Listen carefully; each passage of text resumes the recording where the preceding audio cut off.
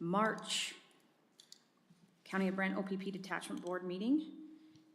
We have a busy day today, a couple of delegations and discussions. Spencer's taken attendance already. Thank you everybody for making time today. I know everybody's busy. Is there any additions to the agenda? Seeing none, I'll ask for a motion then to approve the agenda as proposed. Member Boudreau and Member Stryker. All those in favor? And that's carried. Any declaration of pecuniary interest at this time? Seeing none. So our first delegation is Janet Fever from the Municipal Policing Bureau. I think we talked about this at our last board meeting in terms of understanding how the calculations are made and the costs and whatnot. I'd ask you to come up to the front here. I'm not sure if you have a slide deck or anything. Spencer can help you get organized, and I'll let you introduce yourself. Yeah, sorry I didn't get a chance to say hello to you before the meeting started. And I believe you're doing a presentation tonight as well at council? Yes, perfect. So for some of you, you'll get to hear it twice and be the experts.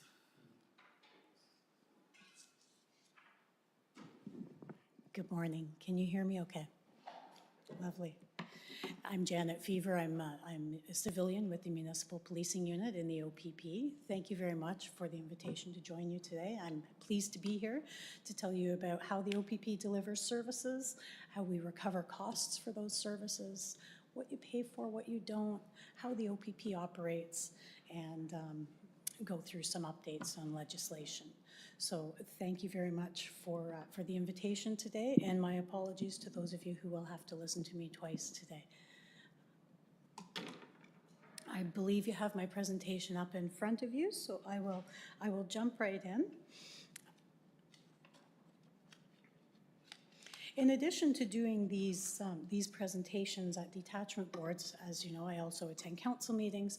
That's not my entire job. I also, back at the office in Aurelia, we help manage a number of contracts for the O.P.P for additional services, also with other police services for reciprocal policing agreements, 911 agreements, that sort of thing. So it's the behind the scenes paperwork of the organization is some of the work that I do. And I am using the arrows here, okay. So my first slide is a picture of our Commissioner Thomas Carrique, and our vision, Safe Communities, a Secure Ontario. Now, don't worry, I'm not going to take you through a whole walk of our strategic plan with our mission, vision, and values. It's a great plan and a great annual report. I encourage you to read it. That's not the purpose today. I wanted to draw your attention to our vision because it really does encapsulate how the O.P.P delivers its unique mandate, which is a provincial responsibility as well as local responsibilities. So safe communities are local policing. A secure Ontario is the O.P.P's provincial responsibilities. And so both responsibilities are addressed at the same time.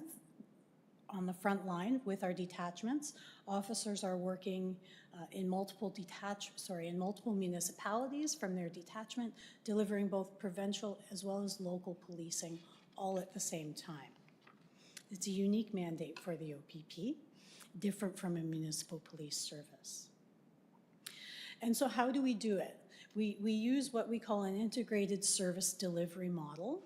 And it's just what I described, with officers on the front line delivering service to multiple municipalities in any given shift, whether they're local responsibilities or provincial responsibilities.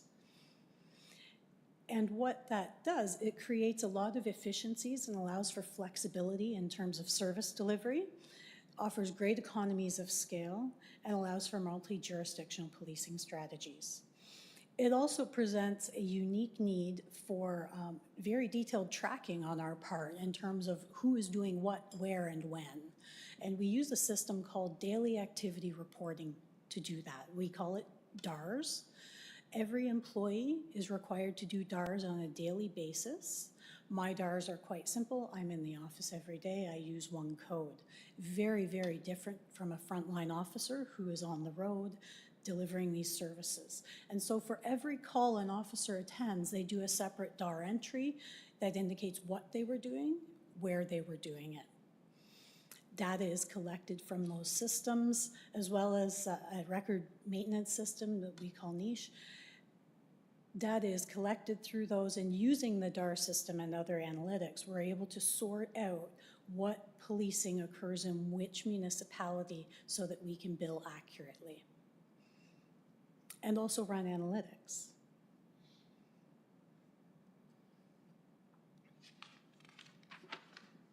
And so when we tease out the data and sort it, we have municipal policing recoveries that are required to be recovered from municipalities. We also have provincial responsibilities that I mentioned earlier.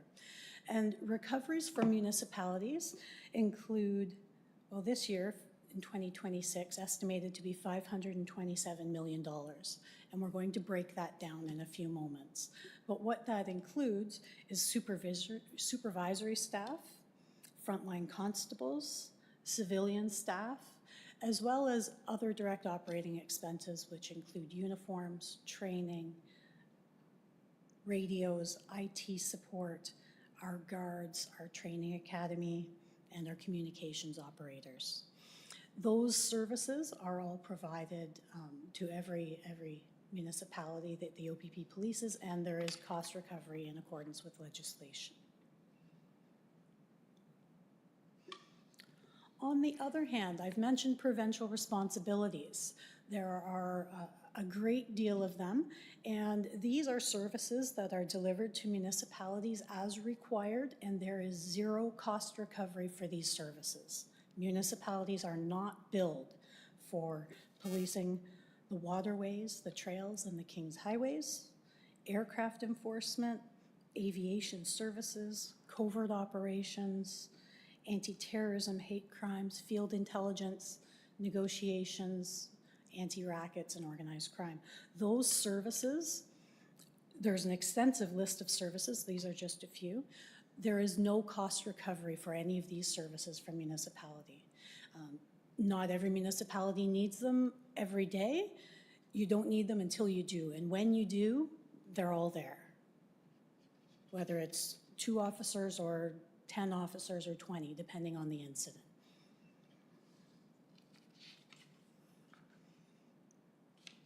So I mentioned that the O.P.P estimates to recover $527 million from municipalities in 2026. There are 3 components to this, this $527 million. There are base, calls for service, and other, and I'll get into those in a few moments. We'll break down this wheel a little bit. We have a financial services unit back at home in Aurelia, and they are they're very, very clever people. They use all their systems and their tools to gather that data I mentioned earlier and sort things out and come up with a fair and equitable cost recovery strategy. One of the things they use is typically they use 4 years of data in the averages and the statistics that we use. And that process has been intentionally built to rely heavily on averages, which is designed to assist with reducing the potential impact of unfavorable year-over-year spikes in policing costs. So by looking at 4 years of data and using an average rather than each year's actual, it helps bring stability to the cost recovery process as much as we can using the formula we have right now. So I mentioned we would break down the wheel a little bit, and we're going to jump in with base services on the left. We estimate $256.7 million to be allocated to base services this year.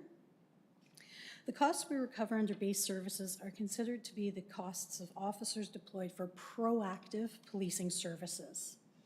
This includes routine patrols, traffic complaints, victim assistance, crime prevention, Liquor License Act enforcement, and court administration. Also included in base services, in green on the left, are activities such as training and administration. Base services, costs for base services are allocated on an equal per property basis across the province to all properties the O.P.P. polices. In 2026, the rate is $203.05 per property. On the right, we have calls for service at $212 million estimated in 2026. The costs allocated to calls for service is considered to be the cost for policing services that are typically reactive in nature. So this is when someone picks up a phone and calls the police, and it requires a police officer's attendance. This includes crime calls for assaults, fraud, motor vehicle collisions, missing people, domestic disturbances. So on the left, we have proactive policing services, and on the right, we have reactive calls for service. Those are the two main components of every municipality's bill. There's a little section at the bottom that is yet to be addressed, and it gets filled in here. $22.7 million was estimated for overtime based on a 4-year average of actual activity. After several years of reduced activity related to the pandemic, prisoner transportation activity is slowly rising, and we see that estimated at $2.6 million. There are other additional costs broken out in the side wheel on the right, and these costs are recovered from municipalities that are specific to other factors, such as whether they provide the facilities for our members to operate out of, whether the municipality needs to secure a court, and if there are enhanced services. And this detachment has 2 enhanced services dedicated to traffic. That's over and above adequate and effective service that the municipality has opted, sorry, the county has opted to purchase those additional services. So that's a breakdown of the $527 million that the O.P.P. needs to recover from municipalities this year. And it was an increase compared to last year and previous years. And last year, the ministry undertook a review of the cost recovery process. They did a full review, and the result was a 6.2% increase from last year after discounts, but when we removed the discounts, it was substantially higher. So a very steep increase this year, and we recognize that. A number of factors have contributed to the increase over the last several years. The primary driver of the increase in costs are the salary rate increases included in the most recent collective agreement. Other factors included the impact of Bill 124, which capped salaries at 1% and resulted in an underestimation in previous years.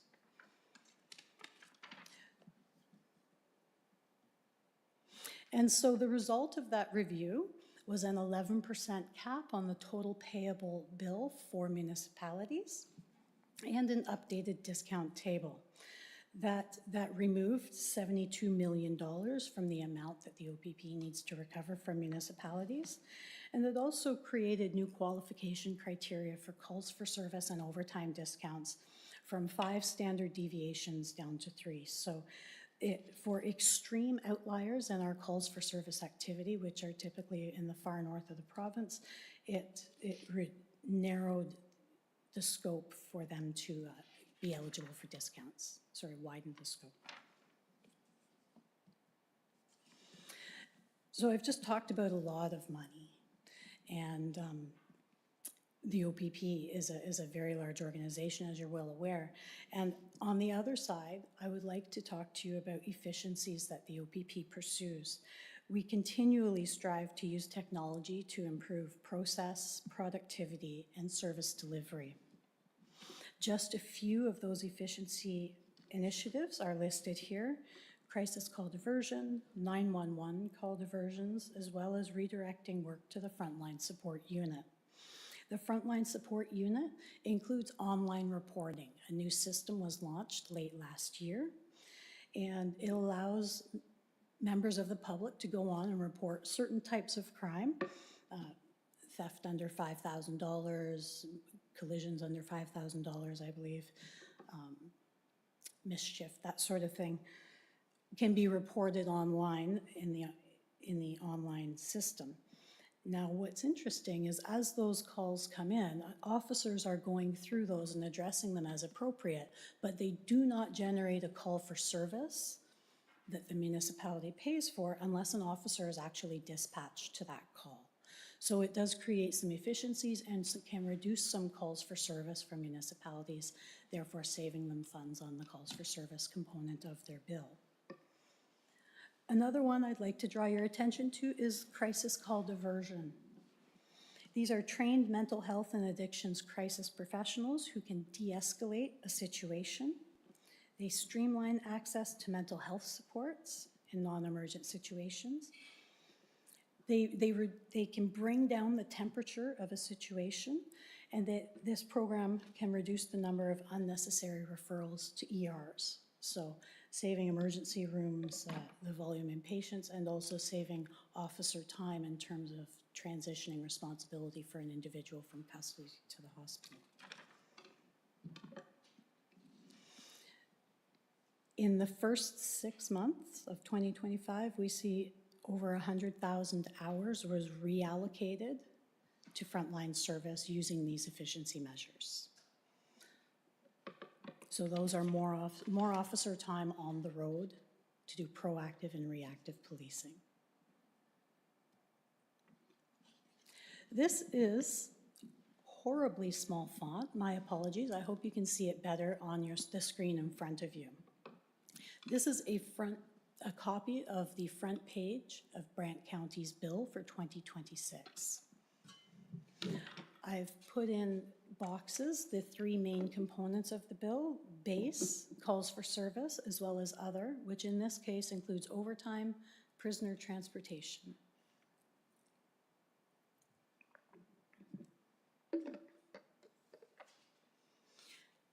There is an annual reconciliation process where we reconcile 2 years previous bill, and this allows us time to manage the data and clean it as required. We do a reconciliation for the 2024 bill and the 2026. That's what we see at the bottom. And at the very bottom, the last line, we see the impact of that 11% cap. And in this case, it saved the county just under $900,000.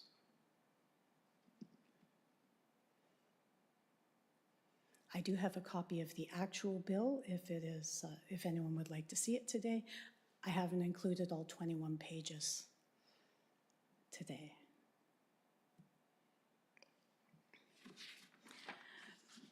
There is a lot of information available that I'm throwing at you today. There is also a great deal of information available online for you to go and dig into things and do your own research if you would like to do that. There are webinars, annual webinars that go through the billing process in detail. We also have this handy tool which allows anyone to compare municipalities and detachments as well as their policing costs. So if a municipality believes they have a comparable municipality, they can look it up and see what they pay for policing. It's all publicly available. That tool is available on opp.ca, and I've included the path on the bottom if you're interested in looking at that.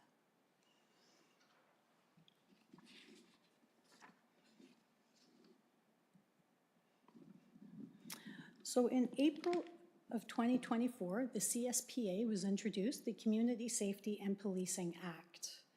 As you're well aware, it introduced the need for detachment boards. It repealed all Section 10 and 5.1 arrangements that the O.P.P had previously with municipalities. And now all municipalities are on an equal footing, and they may enter Section 17 agreements for additional services if they desire. It was previously limited to municipalities under contract with the O.P.P. Other changes introduced by the CSPA include a greater focus on our First Nations. There are changes to the Code of Conduct, updated training and standards, as well as the introduction of the Inspectorate of Policing, which oversees policing in Ontario, all policing in Ontario, not just the O.P.P.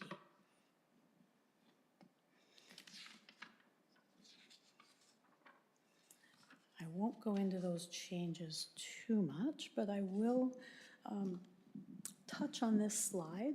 When O.P.P detachment boards were introduced, it introduced these responsibilities for a board. I expect you're well familiar with them. I won't spend a great deal of time on that.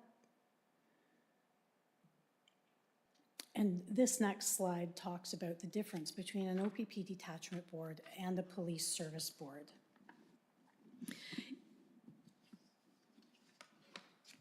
O.P.P detachment boards are not police service boards as defined under the CSPA.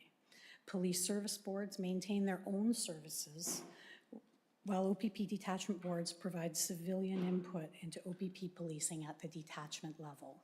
So if I had to put this chart into a nutshell, I'd say the police services board is more of an employer-type relationship with the police service, while an O.P.P detachment board provides civilian advisory input.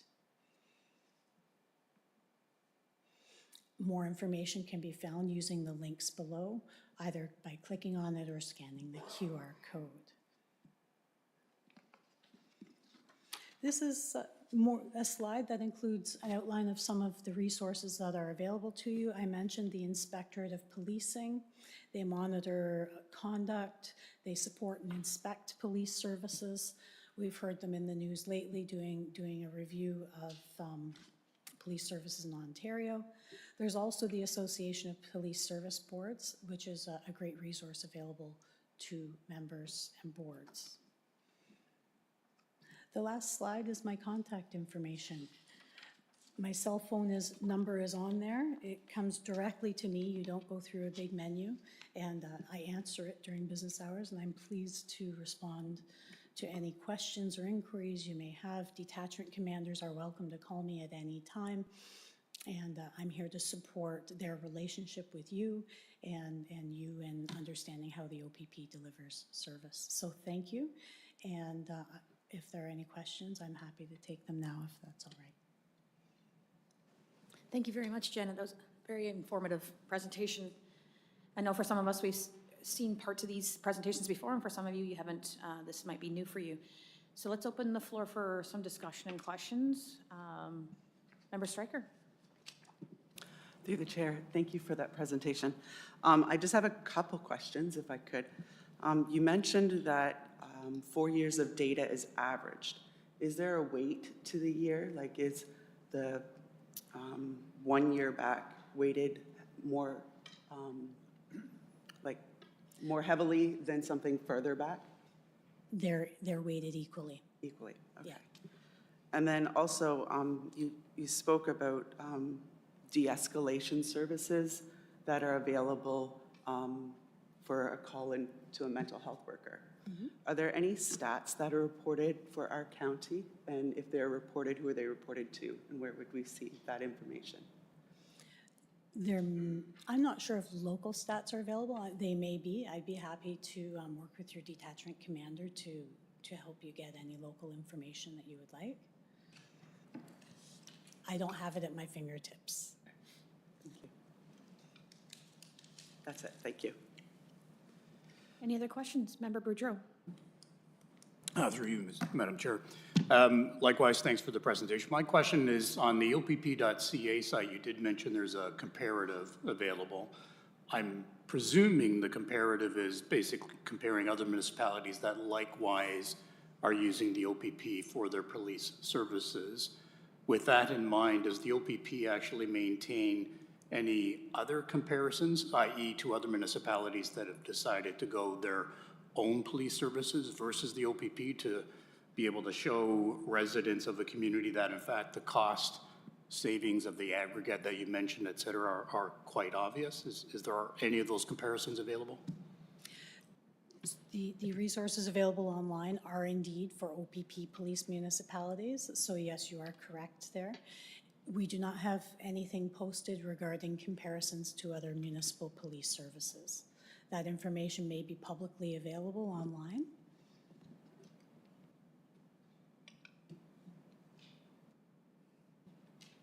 Any other questions for Janet?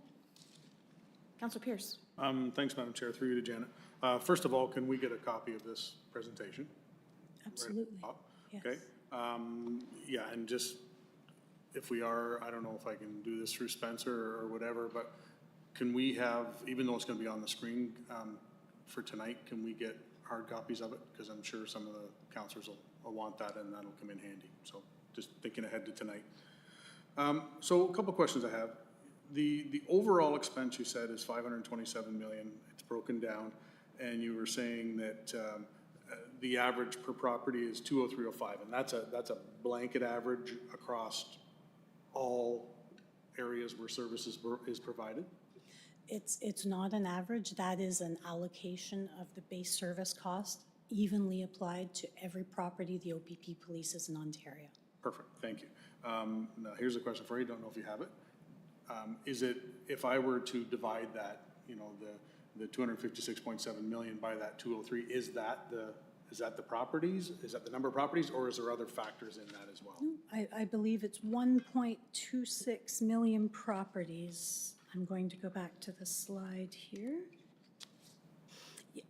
1.26 million properties that the OPP polices. So that $256.7 million is divided by the 1.26 million to arrive at the figure of 20305 per property. Perfect, thank you. And then the calls for service, again, that's an average across everybody, correct? So it is an average, yes, based on 4-year averages. So we help avoid which helps avoid those peaks and those spikes in service if something happens one year. So we use an average of the calls for service. And the way that works is those calls for service are divided into what we call working groups based on time standards. So we measure the time it takes to attend different types of calls.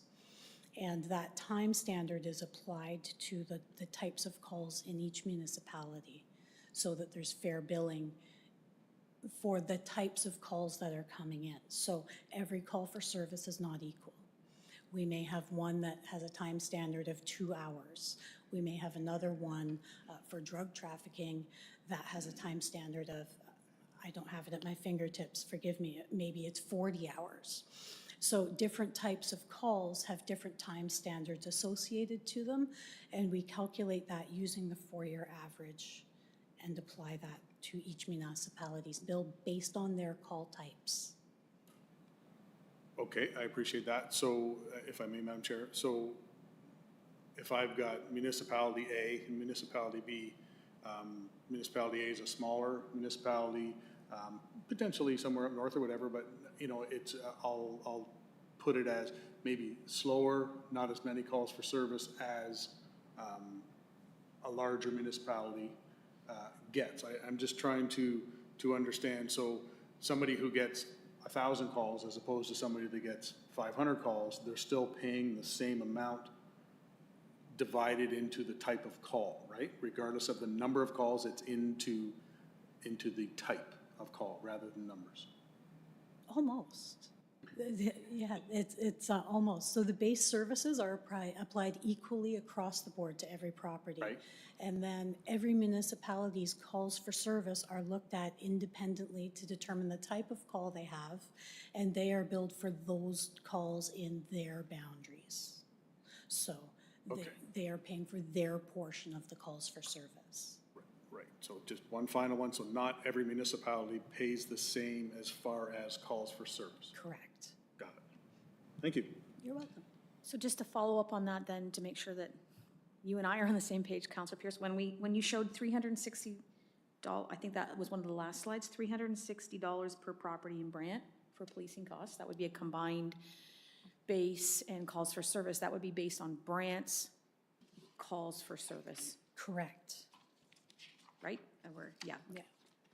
And I have the bill here. I can tell you that the calls for service in Brant County for 2026 are estimated to be 1.3% of all calls the O.P.P expects to receive in 2026.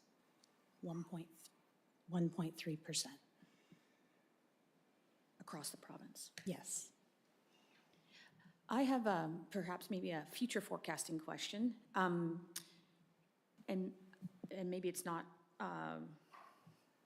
so how the detachment determines, how it's determined by O.P.P, how many people are assigned to the detachment? You know, I know there's a formula, calls for service, a whole bunch of different things. Our area is growing quickly and is forecasted for a lot of future rapid growth. How, with that billing being, and I understand the methodology and why and the way it works, but how does that be responsive to the calls for service then? Let's say we see with, I'm just assuming with more people, you would see more calls for service, just on an average. As we grow, how do we maintain the right ratio of people in a timely manner in that billing model so that the members are not stretched too thin with the increase in calls for service? So the local operations are monitored by the detachment commander, and when and if additional resources are required, they can source those and bring them in as required. But Whether it's a major event or day-to-day policing, additional resources are available if required. Sorry, maybe you have some additional information, but I guess I'm thinking that we have a base number of people, officers assigned to us based on calls for service and that model. And yeah, if that number needs to go to more, I guess that's, how do we make sure that it does? Anyways, I'll let Inspector McTaggart fill me in. Madam Chair, I'm sure I can help answer your question. That service delivery model that I spoke, that I presented a presentation to the board, very much directs where we are going to be with staffing. That's kind of the Bible, and I mentioned that before, is as we see contributions to that badge allotment, the more that we're being tasked on that badge is going to then tell the organization we require more people.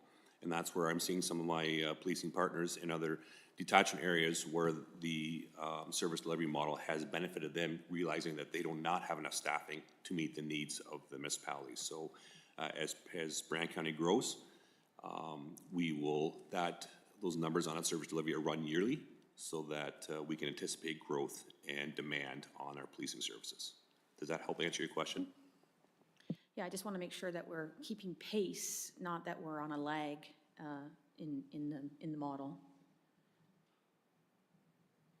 Cindy. Thank you. Through you, Madam Chair, I just have a question regarding future budgeting for the municipality. You mentioned that the cap saved about just under $900,000 for this year. Can we expect that that would be reconciled in a future year, or is that known at this time? Are you asking if the 11% will be recouped down the road? That's Yeah. not in the plan, no. Okay. Thank you. It is a one-time cap, so it applies to the 2026 estimate. So it's a one-time cap, but we do not expect to recover that in future years. Okay. Thank you. It gets confusing because I know there was a rebate as well there last year, maybe, and then now the cap, and so to keep pace with all, it's a lot for you folks to juggle as well, I'm sure. It is. I think any other questions? Really appreciate, Janet, you coming in today and helping us understand these bigger picture things. And I know Councillor Pierce and his colleagues will likely have some good discussion with you tonight as well, in terms of the costs and how that's all managed. But I do appreciate that for our understanding and our education. Thank you so much for coming into the County of Brant today. My pleasure. Thank you very much for the invitation.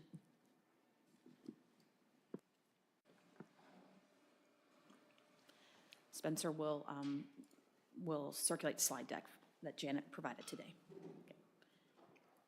May I ask? I was just, Madam Chair, I was just going to make a motion to receive his information. Sure, thank you. Sorry, Janet.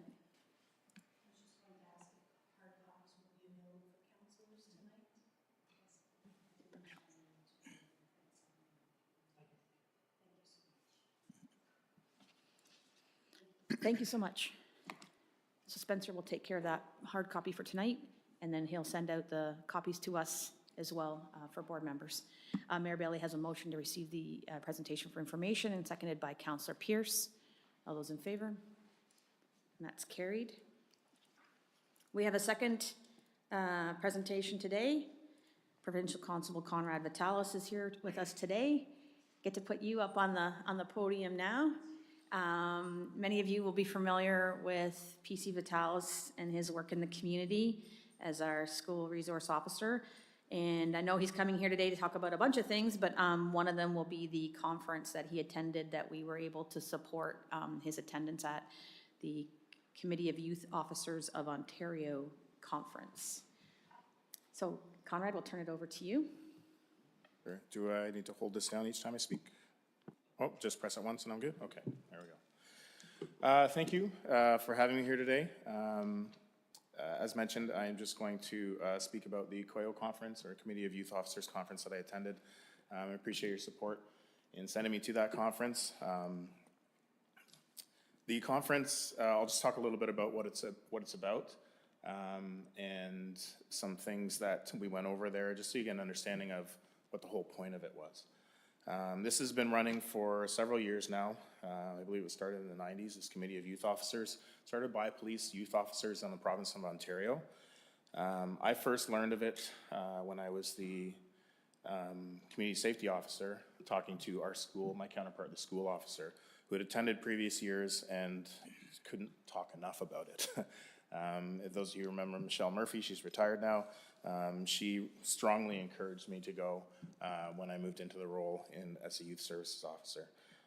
So for those of you who don't know, my current role is community engagement officer. They've kind of given us a blanket title that encompasses myself, the media officer, Enzo Coletta, but my focus is on the schools. So I am more or less responsible for the 13 elementary schools and the high school in the county. So I'll engage with youth in multiple different capacities, that kind of thing. So this conference was of interest to me based on Michelle's strong recommendation, and that is for youth officers. What I learned when I went there is that it's an annual event, happens every year. It's not just for youth officers, though. The title is misleading. There were lots of youth officers from various police services across the province there. There are also youth services officers, youth probation officers. My first table I sat down was with a fellow who runs the Peel Probation Area Program, and educators. So later in the day, I was sitting with principals from high schools and from grade schools who attended every year, which was a surprise to me. But really at the end of it, it made a lot of sense at the end of the conference. The whole point of the conference is to inspire leadership among youth. Some ways that they do that is different ways of engaging. So because it encompasses the entire province, you get a wide cross-section of youth and of communities. As I said, I was sitting with someone from Peel, so his exposure to youth in that role in probation is very different from mine. Even being a police officer, my role is typically, or is trying to get engaged with youth in a positive manner. So what I often joke with when I talk to grade 6 kids is, nobody calls police when they're having a good day, right? Nobody says, today's a great day, I'm gonna call a police officer and share that with them. It's only when they're having a bad day. So these positive engagements are very key to building those relationships with our youth. The theme for this year's COYO conference was Vision, Voice, Vitality, Empowering Youth Engagement for a Dynamic Future. So the parts that stand out for me on that are the empowering youth engagement part.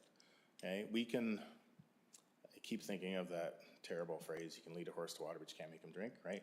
We can tell youth or present them with programs, tell them this is for you, but we can't make them engage in those things. Okay, so one of the big things, one of the keynote speaker groups was a youth group from the GTA. They tried for years and years just creating programs for youth, and we're getting nowhere. And they are in the more troubled areas, the sort of classic areas that you hear about, Jane and Finch, that kind of thing. But the way that they changed and went around it and built some success was having the youth develop the programs. Okay, so there's that community engagement, is having youth saying, what do you guys want to see? So they picked a handful of youth that were willing to work with them, and they developed the program. And they developed the advertising for the program.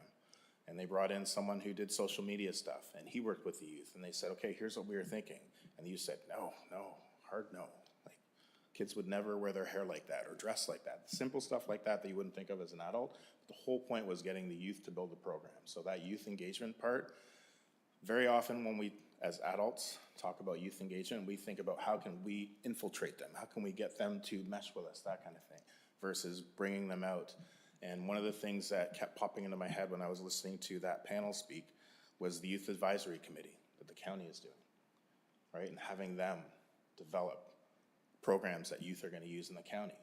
So, right, that big green light there for me on that one. What else do we do? So best ways to engage with youth, that was one really good example there. Staying in touch with youth on youth issues, and promoting closer working relationships between police educators, youth service workers. Very often we sit in our own little silos and we say, okay, police, we deal with youth in this area, and once it gets to this point, we hand them off to probation, or we hand them off to, and we really need more interconnection with that kind of thing. So it's another good reason to have all those different people at the same conference. And next year, when it comes around again, knowing that there are educators there. Obviously, we didn't have anybody from Brant, but I'm going to open it up to our school boards and say, hey, this is something you guys might want to consider, because other areas are doing it. I'm not sure how they're sending their principals, or schools are empty and kids are running amok, but it's something that I think they could really benefit from, and seeing that end of it. Plus, we have our school boards here, in case you're not aware. Both school boards that we have here are very, very positive and engaged with police. I have nothing but positive interactions with them. Despite being out of the one school board for a year not too long ago, I feel like we're back to a really good place with both boards, and they're very much on board with sharing and building programs and that kind of thing. Some other things we talked about, they make you choose 3 workshops. So the 3 workshops I chose were online threats to youth. I chose that one first because it's probably the most common theme that I see at our school board. I have a talk this week at a school about online safety. Again, despite finishing, this is a great school, despite finishing the O.P.P Kids program, where I talk to grade 6s, and one full day is about online safety and social media awareness. It's probably the most common requests that I get for talks at schools. And it's at all levels, elementary schools, high school, obviously different issues once you get to high school, but the same theme of online safety and social media awareness. The good thing that I heard out of that one is that we're already doing a lot of good things, right? The O.P.P program that we have now is being reworked because it's very old. One of the first lines that I have to tell the grade 6s when I start the O.P.P Kids program is that this program is older than you guys, right? So the videos that you're gonna see are older, but the messages are still reflective and still important, still the same. So thankfully the O.P.P is working to update those programs, that kind of thing. But in hearing someone who their job is to stay current on these trends, that kind of thing, it was encouraging to hear a lot of the same messaging that I give in the schools. So I know that I'm on the right track with my own updates of the programs that we're using. Another one I went to was Ontario Students Against Impaired Driving. I don't believe that's anything we've had in the county or worked with in the county, not since I've been here. Having said that, I'm going to present that to the high school and see if there's some interest. That's something that is driven by the students. So again, it's on them to sort of build that, and is supported by police and by the OSED program. It's one of those programs that was really hurt by COVID and went away, and it's just trying to find its way back. So very positive messaging there. We all know about Mothers Against Drunk Driving. That's probably the most popular one, but Ontario Students Against Impaired Driving I think would be really impactful, because then you're reaching them at the age where they're driving, where they're starting to drive, where they're starting to make those decisions about getting in the car with a friend who may be drinking, that kind of thing, or impaired. And the last one I did was navigating a child with difficult diagnosis. So that one was interesting in that it was delivered by a police officer who's a youth services officer. And I was expecting that type of messaging, but it was a lot more personal. It was about their own dealings with their child and their child's difficult diagnosis. So it was very nice to see a personal touch there, but it was interesting in that people would probably look at me and think, well, your kid must be great because you're a youth officer, right? You have all the answers, right? And I don't, and neither did this person. So it's nice to hear that from someone else. A more difficult situation than I've ever dealt with personally. But it was, the takeaway from that for me was every kid is different, and you don't know on the surface what that kid is dealing with at home or somewhere else. And we have to consider that when we're talking to them. Very often I'll get requests from parents or from educators to come talk to this student about whatever thing they're doing, right? About sharing intimate images or about something else that they're doing, some kind of behavior thing. And and that's all I'll get is that request, right? And what I learned from this is that I need more background, right? Where is this coming from? Why might this youth be acting this way? So that difficult diagnosis part is very important. On top of that, how long it takes to get a proper diagnosis and then to get supports in place. It's mind-boggling to hear the stuff that they went through to help their kids. We had 3 keynote speakers. One was Kevin Rempel. He's a Paralympian, Canadian Paralympian, sledge hockey.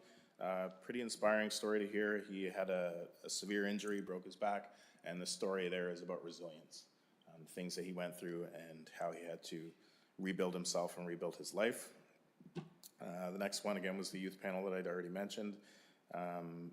Reaching out and engaging youth on their level, using other youth who are willing to do that.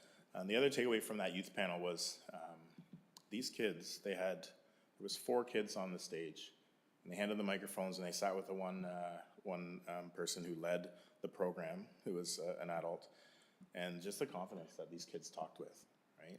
And I talked to, most recently at the Brant Youth Academy, we talked to the kids about make sure you put this stuff on your resume that you attended this youth academy, right? Show that leadership and think about other things that you have in your life that show leadership from a young age. And I share with them, I didn't realize it at the time, but my policing career started at like 13 years old. I said, well, what do you mean? I said, well, that's where I first started showing leadership. I was part of a youth group. I was a vice president of a youth group. I didn't think anything of it at the time, right? But that went on my resume for policing, right? So again, inspiring those youth to be those leaders in our community, huge, right? Something like that youth panel, something like our youth advisory committee, those things will be huge, whether they realize it right now or not. And then Lisa Chang was the last keynote speaker. She spoke about digital childhood. So another personal story. She's, again, an expert in online safety and social media awareness for youth. And then discovered that her own child at 10 years old was struggling because of online stuff. So again, it was good to hear a lot of the same messaging that I'm already delivering, so to sort of reassure me that I'm on the right track with what I'm sharing with our kids. But I did learn some new things, right, about how something as simple as watching short reels. I'm familiar with reels, anyone who has kids, right? Now they've got shorts that are a couple minutes long, right? 1-2 minute clips, kids watch those, and when your brain is developing, those short reels hurt you, right? Frontal lobe stuff, and I never heard that before. So now I add that to my O.P.P kids tour, and I share that with kids, right? If you find you're doing this behavior or that kind of thing, you may need to look at what you're consuming in terms of digital media, that kind of thing. So very interesting in that way. And again, the overall point is just inspiring leadership among youth. We talked about the Youth Advisory Committee. I'm kind of excited for that one. A few weeks ago, Inspector McTaggart asked me if I'd like to be a part of that, and that was an overwhelming yes. So I know we have some meetings coming up for that, and I look forward to those. We shared those at our Youth Academy. We had some from the county come in and speak to the kids about that. And I've shared that at the high school as well, trying to drum up some applications. Again, I mentioned the Youth Academy that we've had, that kind of leadership.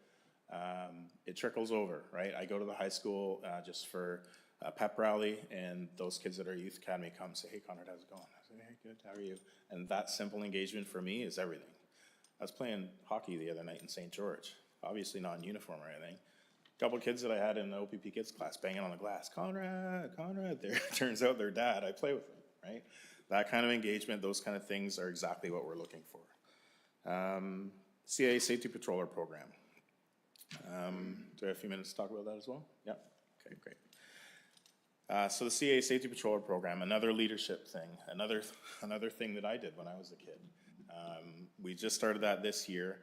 Again, when I think I was 11 or 12 when I started that, back when it was just a little strappy thing and not the fancy vest. I was a safety patroller, so I was surprised to hear that they still do it. It makes sense though. But I started doing that this year myself. I understand PC Gagnon did it before, but we may have missed a year or two because of COVID. That patroller program is back, and that's the kind of thing that we'd like to support, right? It brings together police, the school boards, CAA, supported by local bus companies, the school boards, and obviously CAA. And the schools that engaged, I only had 6 this year. I expect that to be more next year. Because again, this is the first year back, but they are excited. Like the ones that are engaged this year, they were, when I mentioned it, they said, yes, absolutely, we're back, we're in, we've done this for years, we're happy that it's back.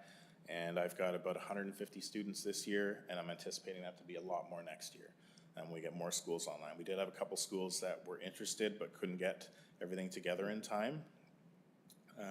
But again, I expect that they'll be on board for next year as well, so it'll probably be 8 to 10 schools out of the 13 next year. The initial training we do at the Brant Children's Safety Village.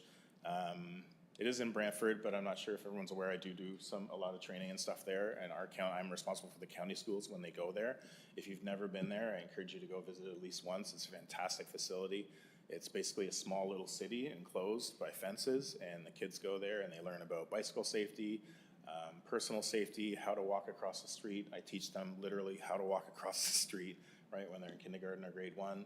Then they get these little Jeeps that they get to drive around and pretend to, stop at stop signs or not, and they get fake tickets. And it's just some great programming there. But they allow us to use that facility. They encourage us to use that facility, especially for safety patrollers. It worked out really well there. They've got a system that they used in previous years where we have one really good bus driver who's highly engaged. And she brings her bus, we open up the fence, she brings it right into the safety village, close the fence so the kids can escape. She opens it up and they do some practical exercises right there in the bus, right, with an actual school bus driver. And she's hard on them too. She's really engaged, and it's excellent to see. It's fantastic training. They do the in-class portion with me inside, and then they go out and they do that bus portion, and then we also do the street portion where they can help cross kids across streets. In case you're wondering, we don't make kids do that here in the county. We have one school that signed up for foot patrol. The rest were all bus patrols, and the foot patrol is just within the boundaries of the school, so in the school driveway. Beyond the initial training at the start of the school year, there is a mid-year refresh training that they do at school, and then there's an end-of-year event to thank the patrollers for the year, for their work. It's typically a movie day or a pizza party. I think in the past we've done pizza parties. We try to link up with the Brantford City group, with their school resource person, and do the movie day, and that's to keep costs down. There is cost for busing, training, the year event, that kind of thing, and incentives. But we try to mitigate that by doing it as one big group. But again, another good program that we have that shows leadership and has that engagement with youth. And I have had a couple kids say, hey, when I'm at their school for a different presentation, hey, you were my bus patroller guy. I'm like, yeah, Mom was your bus patroller guy, right? So having that multiple engagement. It's one thing for me to just show up in a school one time, talk to kids for an hour, and then be gone and never see them again. But it's a whole other thing when they get to see me a couple times, maybe see me out in the community, whether it's a bike rodeo or Paris Fair or something like that. It just builds on that engagement and gets that positive interaction that we're looking for. Some other ways that I engage with youth, just really quickly while I have you here. Again, I mentioned the 13 elementary schools and the Paris District High School that we have. I run O.P.P programs through those schools, including the O.P.P Kids program. Again, I keep online safety and social media awareness separate because it is so prevalent and the most talked about one. Another one that I'm getting now is schoolyard justice. So I'm getting requests to talk to grades 4 and 5, that age of kids, and how they need to act in the schoolyard, because we've all been told by our parents that you don't start it, but you finish it, right? So it's those interactions that are happening in schools that I'm more frequently being asked to engage and speak about. The Grand Erie Board came up with what's called a PROS program. That was after the year out of the school, and it was just some guidance in what programming they wanted to see delivered in their schools and how they wanted it delivered. Mainly targeted towards the high school. That's relatively new in that we haven't done any presentations yet, but I'm anticipating a couple before the end of the school year. And then some other community groups they might not think of that we engage with. So this year I've had multiple presentations with Beavers and Scouts here in Paris on personal safety, the 4-H Club, which we've done before in the past, Girl Guides, and the 4-H Club is interesting. We do a first responder group with paired up with fire and paramedics. So this is my first year doing that one. I understand, I want to say Rwanda did that last year or the year before, but this will be my first go at it. So I'm looking forward to that one, already working with our fire people and paramedics, and essentially the 4-H kids who choose us get to come to one of each of our facilities and do a day of what it's like. It's like a mini youth academy almost for the policing end. Work with Girl Guides in the MTO and getting a Girl Guide badge. And no, they wouldn't give me one, but we did assist them with getting their MTO badge. And that was in liaison with DriveWise as well. So just some community groups that we work with you wouldn't normally think of in terms of a youth officer. Some people hear youth officer and just think, oh, he goes to the school. It's like a teacher with a gun, but it's a little bit more than that. That's all I have. Any questions? So we'll start with Mayor Bailey, and then My question is, through the chair to you, is just something I don't know and you'll know. Do kids in public school have cell phones?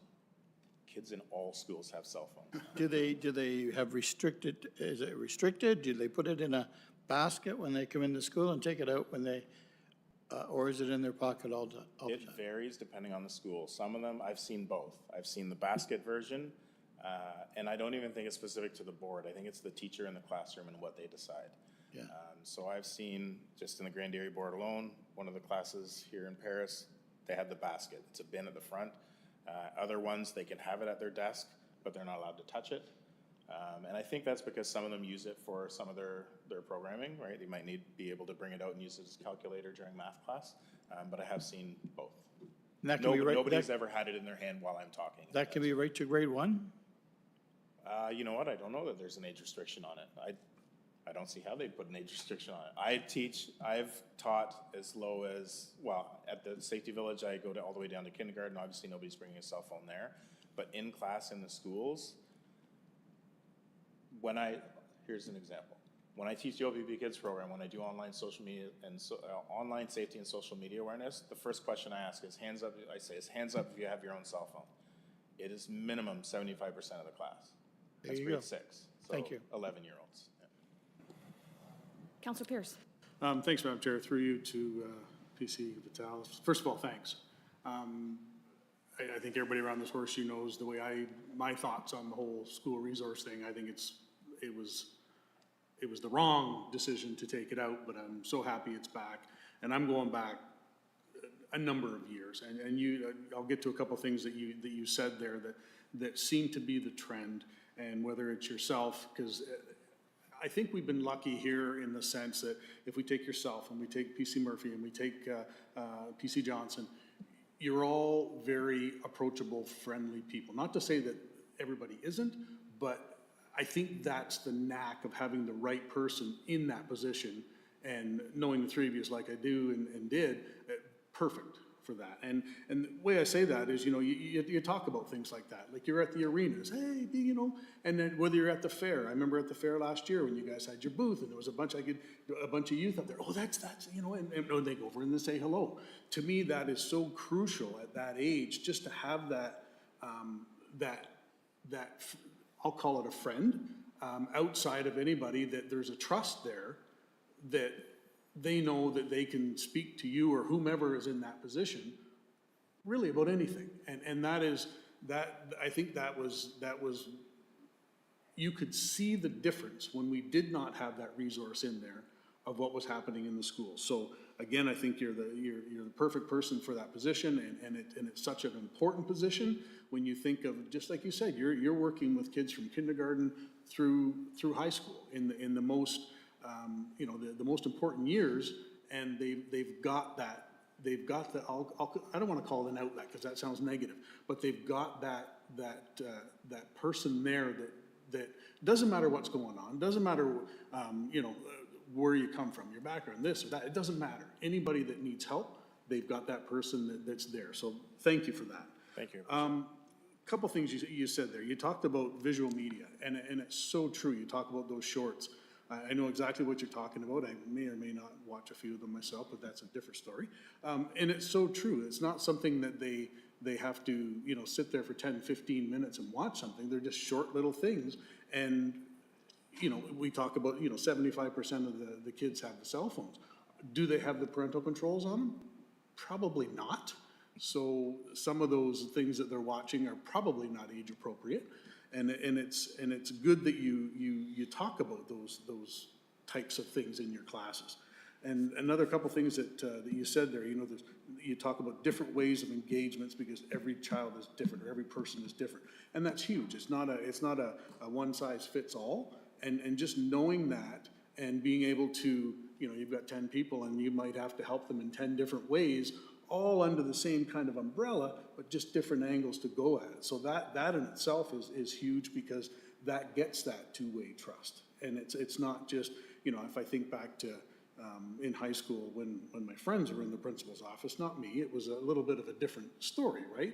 But now it's everybody is treated, I'll call it equally, but there are different ways to do it. So I'm glad you said that. The other thing is when you spoke of the youth getting involved to create the program, again, that's huge because that in the mind of a youth is saying, hey, they're involving me in this. They're not dictating it to me. They're allowing us to have some say, which is, I don't know who thought of that idea, but great idea to get them involved. And the reality is they might know a lot of these things better than we do, right? So it's I think that's great, and I think like I said, I think the whole thing is fantastic, and thanks. Thank you, I appreciate the words. So just one second. We heard PC Vitales tell us a little bit about the CA Safety Patrol. We have another agenda item coming up, so remember all the things he talked about because there's an opportunity for the board to support that program. We used to years ago, but we'll talk about it on that agenda. Just didn't want to lose that opportunity while it was fresh. Member Stryker? Thank you, through the chair. You mentioned 13 elementary schools and 1 high school that you currently are engaging with.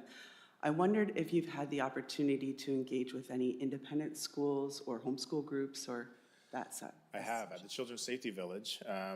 They will accept, you can go to the website and sign up as a homeschool, if you homeschool a couple kids. If you have 5 kids and you homeschool them all, they will take those groups as well. So at the Safety Village, I have had independent schools from St. George come in for programming as well. Yeah. I was wondering if you've had lots of great information to Councillor Pierce's point, and so great to be able to hear how well the conference was, and hopefully you'll be able to attend future conferences as well. So my daughter's in the Bachelor of Education program right now and doing placements in school in Grand Erie. And I probably didn't really think about it as much because it's been a long time since I've been in the school. But, and this came up in our Community Safety Wellbeing Committee meeting yesterday as well. There's a lack of civility in general that's being commented on in schools, whether it's student-teacher, parent-teacher. There's a lot of stressors, and listening to some of the interactions that I've heard from my daughter and her teacher, mentor, and some of we talk about 10 different kids needing 10 different things. That's exactly the classroom, right? Like there's just so many different things in that classroom. So my daughter was in a classroom, this school, where they have closed all the washrooms because of vandalism by a student. And there's another student who, has done some other things. There's different things happening. it sounds like the school doesn't feel supported, and I'm not suggesting that's anything to do with us, but I wonder if we do a lot of stuff to connect with students, is there an opportunity to connect with the educators and the principals on a professional development day, on a different day where we can go in and talk to them about, hey, you know, you don't have to deal with some of these situations alone. Call us. Because I had asked, well, are they calling anybody to come out and help? And no, they're not. And those are situations that teachers shouldn't have to deal with. They already have enough on their plates. And I know that with the relationships that you build with youth, you would probably want to know those situations that are being dealt with. And I just wonder if there's an opportunity to extend maybe some programming to the educators and the administrators in terms of what can we do to help you in dealing with, and it's not just students, there's also parents that, you know, I guess are very vocal back to teachers and administrators if something doesn't go wrong, and we've lost our manners in general. But I just wonder if that's an opportunity for us to think about how can we support in your role, maybe, I don't know, I'll let you discuss that with Inspector, but it was a kind of a light bulb thing for me to think, okay, we're doing great work to support the students, and that's absolutely important, but what are we doing on the other side to support those that are also supporting students, to make sure that they know that you guys are there for them when they might need some extra help too, in de-escalating a situation or helping to figure out tactics of how to deal with things, because it doesn't seem right either. Right. Yeah, great question. So a couple things pop into mind right then. When I do a presentation in school, the teachers are expected to stay there. They do stay there. In the outline of the O.P.P Kids program, it is said right in there in writing that I'm not taking over teaching your class. I'm delivering the programming, but the teacher is expected to stay there to engage in that kind of thing. And I find I do a lot of teaching in that when students, if I happen to see, because the teacher's got a job too. My wife is a teacher, so I understand how busy she is. And so when the teacher is saying that, they're not just gonna sit and scan the room and see, are they all paying attention to Conrad, right? They're gonna be marking their homework, that kind of thing. So I have no problem saying, excuse me, Jennifer, I need your eyes up here, right? That kind of thing, or can you stop talking to Spencer, right? And sometimes the teachers will clue in on that. So we have that interaction there. At the high school here at Paris, my first stop is always the office, and I start with the principal and the vice principals. So they're always my first point of contact there. And we do engage on things that are not necessarily police issues, but that they have questions about, usually behavioral, that kind of thing. So I feel like that's probably my closest relationship is the high school, the principal and the vice principals here.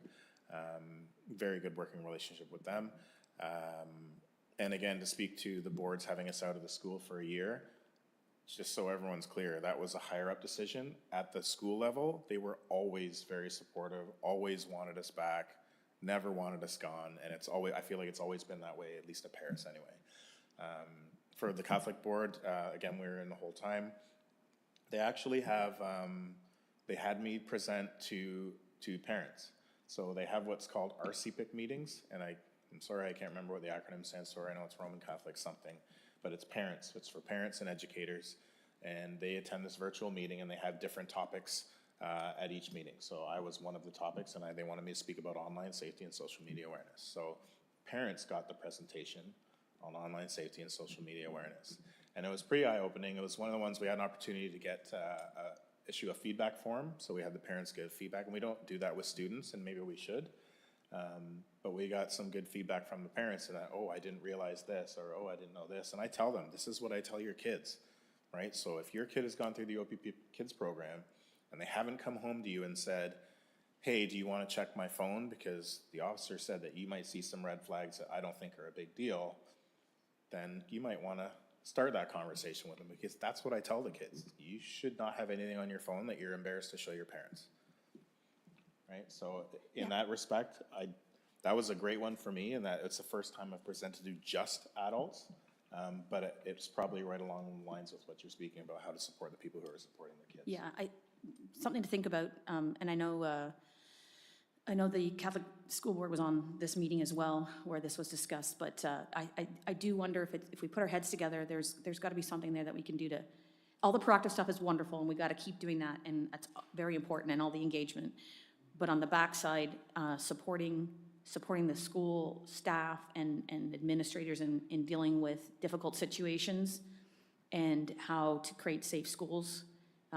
Like, I know they all have their policies and programs, but if there's a way that we can interact with them to support them, to maybe head off some of those situations, I think, build those relationships. There's some, I just didn't realize how bad it was in the schools, and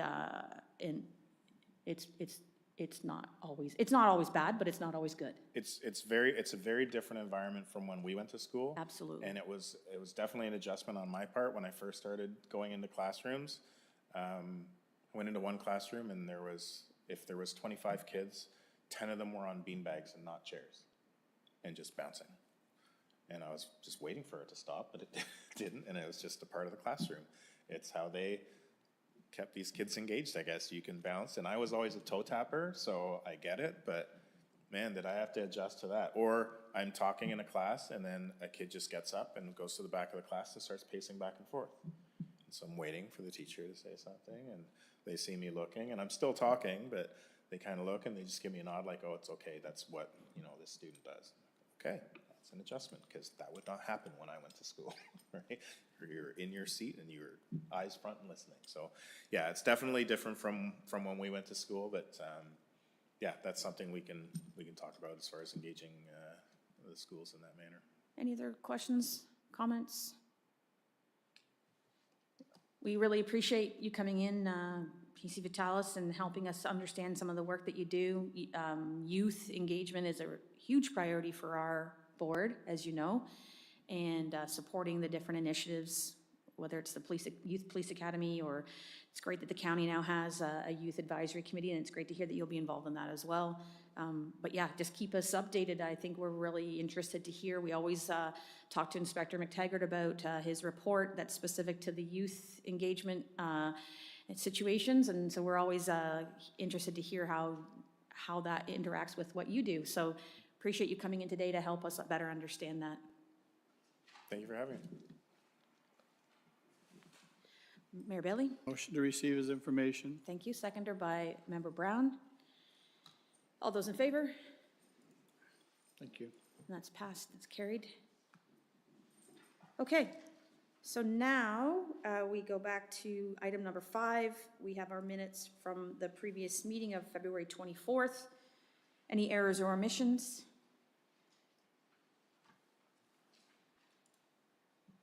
Seeing none, motion to approve the minutes, please. Councillor Pierce and Member Stryker, all those in favor? And that's carried. Business arising from the minutes, I can just give you an update quickly on other business item 11.1. A letter was drafted and I believe sent outlining our concerns about the police check timing and ensuring that they can maybe try and prioritize those that need that for employment purposes. It goes to the O.P.P, and then we'll see if we have any response from that, and we'll go from there. So we just wanted to follow up that we did complete that task. Councillor Pierce? So just exactly on that 11.1, Madam Chair, I did speak to council that night, and they were in full support of sending a letter through the mayor as well. So maybe we can just make sure the letters are similar and send that off. But yeah, it was unanimously Perfect. favored. We'll make sure you guys also get copies so that you have it for your files as well. Excellent, thank you. Any other bits? Member Stryker? Thank you. I was wondering, in regards to 4.1, if there was an opportunity for us to support the Crime Stopper golf tournament that was spoken about at the delegation.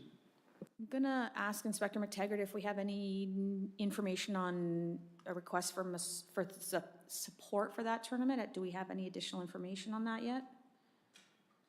Madam Chair, I'm not aware of the actual date of the golf tournament, but I can definitely find that out today and report back. Okay. So once we have more information on the date, but also what kind of dollar value the program might be requesting, then we can get it on the agenda. Because it's not a budgeted item, Cindy's advised that we would need to discuss it as a board. If it was a line item in our budget, that would be different. For example, we already have a line item in there for the Safe Beds golf tournament on September 11th, so there was no need for us to deliberate that again because it was already in the approved budget. But if it becomes something that the board wants to do on an ongoing basis, then we get it in. You know how that works, all that rotation, so let's itemize that for, it looks like we have some hot off the presses information here. Madam Chair, Councilor Pierce actually brought to my attention, I've checked my calendar, July 24th is the date of the golf tournament. So I will double check with PC McIntosh to ascertain exactly what kind of a support would be helpful for that tournament. I know this is the first year for it, and that we need some support getting it off the ground to move this forward with the great work that they're doing. Thank you. So we'll look to get that information on our next board meeting agenda, whether that's a support for the tournament in general, but anybody that's also interested in golfing in support of that tournament, we'll get that information as well circulated to everybody and whoever might be available. Okay. Any other business arising from the minutes? Seeing none, we will move then into item 7.1 and ask Inspector McTaggart to go through his detachment commander's report. Thank you, Madam Chair. I will make a disclaimer off the bat that the board has brought in the past regarding some of the percentage changes in some of the reporting data here. It looks like that's a problem with the program itself. I've reached out to our statistical analysis unit to try to understand where the disconnect is. I'm just waiting for a response. So through my report, you may see some changes of numbers that don't reflect an actual percentage, and that's, we're still at work in progress on that.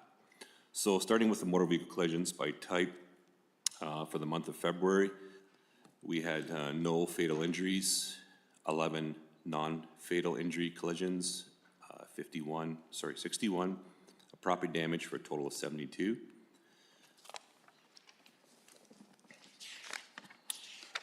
Moving ahead to violent crime. For the month of February, we had 1 attempt murder, 1 sexual assault, 8 assault/firearm-related offenses, 1 robbery, and 1 other offense involving violence or threat of violence for a total of 12. Property crime, we had 5 break-enters, 4 theft over 5,000s, 9 theft under 5,000s, 6 frauds, and 3 mischiefs. And I know in the past, the board has talked about property crime, and they're very much alive to me as well. I've engaged our regional analyst to put together some data. She's completed that report, so I'm in the process of sitting down with our community street crimes unit to formulate a plan of action here to attempt to reduce these property crime numbers that we're seeing month over month. Drug crime, we did not have any drug crime reported for the month of February.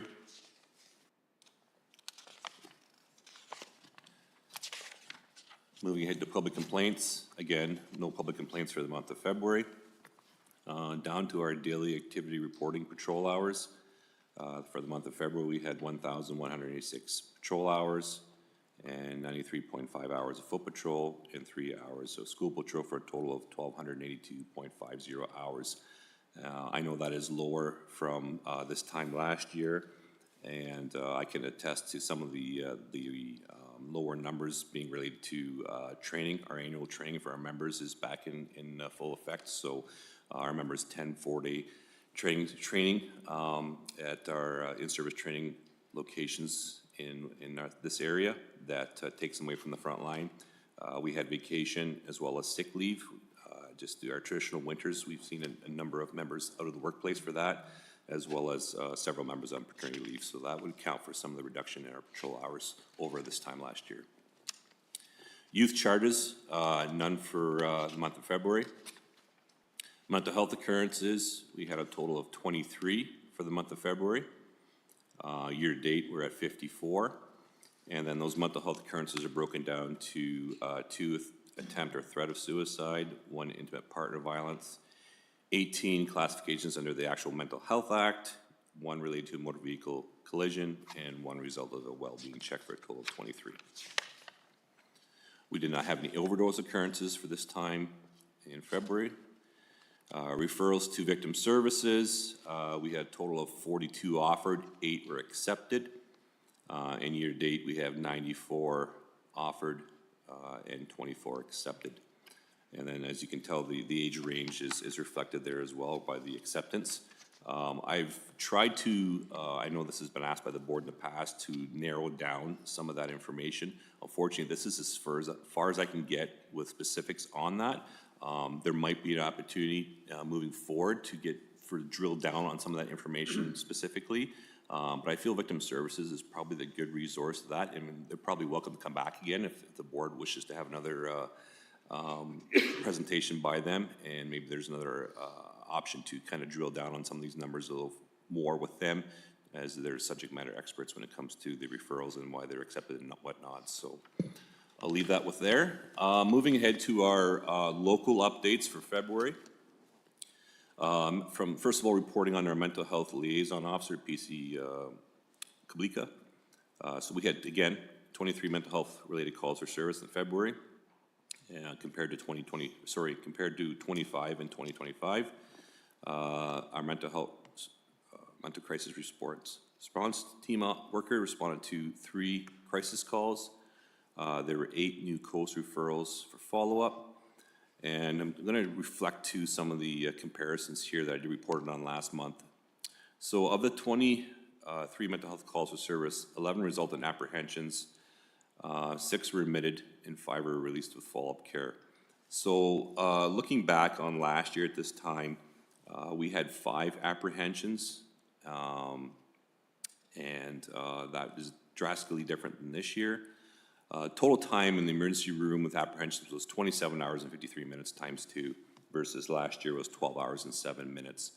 I think there's some correlation here, and I'm currently working with our mental health liaison officer as well as Brant General to understand why our wait times have increased almost double what they were last year. And I know there's 2 occurrences that come to mind that we were looking into. One resulted in a stay of 7 hours and 26 minutes times 2, and the other one was 5 hours with our members. So I'm currently working with Brant General to understand where the disconnect is. I feel like staffing is going to probably reflect on their end that they're able to accommodate, plus being between a shift change. If we typically take someone from a mental health crisis in around the 5 to 6 to 7 o'clock hour, that's when they traditionally have their shift change at the hospital. So then that relates to some of our additional wait times. But there are 2 specific calls that I'm going to drill down on and try to find out exactly what happened there. So I've reached out to Stuart Pavola, who's the VP of Clinical Services that signed the MOU from the Brantford General. And I've offered up and suggested a biannual committee meeting. He's on board with that. He wants to include his ED director, Cheryl, I can't remember her last name, on that meeting. So between myself, Brantford General, Six Nations, and Brantford Police, I feel that the original signatories on that MOU, this would be a good opportunity for us to collectively meet, discuss some of the local challenges that we're currently seeing, especially with the analytics that are being collected, and find out whether there's ways we can continue to move forward on that MOU, because that was the whole purpose of this in the first place. So, so getting back to my report again, total time in the ER was 53 minutes versus 12 hours and 7 minutes. The mean time was 2 hours and 32 minutes, not too far off last year of 2 hours and 1 minute. And then again, the time in the emergency room ranged from 45 minutes to 7 hours and 26 minutes versus 2025, 46 to 4 hours and 30 minutes. Again, a work in progress there to ascertain there's two specific calls that come to mind that are probably skewing these numbers a little bit that reflect those higher wait times. So I'm on top of that. Again, our mental health liaison officer is engaged with our community safety and policing grant with Dartmouth Gives Back, and is underway with being work completed to supports and services to newcomers for County of Brant. PC Kabloka took part in various meetings, including the Brantford Immigration Partnership Lunch and Learn, grant meetings, and then our SOAR quarterly meeting. He assisted with the Citizens Youth Academy. He's mentoring a 4th-year Laurier University co-op student. He has attended training in relation to human trafficking, digital evidence management, and live scan fingerprint. and again, is working with our MCERT worker to assist in the coast referrals and those live mental health calls. He's assisted personally with 2 apprehensions, and PC Kabloka is taking the program a little different approach where he's going to try to engage himself a little more with our MCERT worker to drill down on our mental health occurrences and alleviate some of the pressures from the front line. Moving along to our school resource officer, for the month of February, PC Vitalis has indicated there were 37 youth involved in a variety of occurrences ranging from criminal code, provincial offense, domestic and family disputes, mental health, and police assist. Again, as the report indicates, there was 0 criminal charges. There were 2 warnings on the criminal nature, 16 Highway Traffic Act charges, 15 Highway Traffic Act warnings, and 2 mental health apprehensions. Of those 2 apprehensions, neither one of the youth were formed. And then of the 36 occurrences, 2 had that online component, which BC Vitalis has spoken about. In addition to his regular visits to Paris District High School, he attended 2 elementary schools to deliver the kids program, 2 grade 5 and 6 classes, and assisted with the Youth Academy, and attended the COYO conference. Our traffic management unit. So for the month of February, 115 Part 1 charges issued, 10 Part 3, 2 criminal charge, 130 Part 1, my apologies, 14 Part 3s, and 1 criminal charge. So as you can see for 2026 totals, 245 Part 1s, 24 Part 3s, and 3 criminal charges. Community Service Media Officer, 13 releases by PC Coletta, 31 posts to Facebook, Instagram, and Twitter. He was on call for the syndicate from February 16th to 22nd.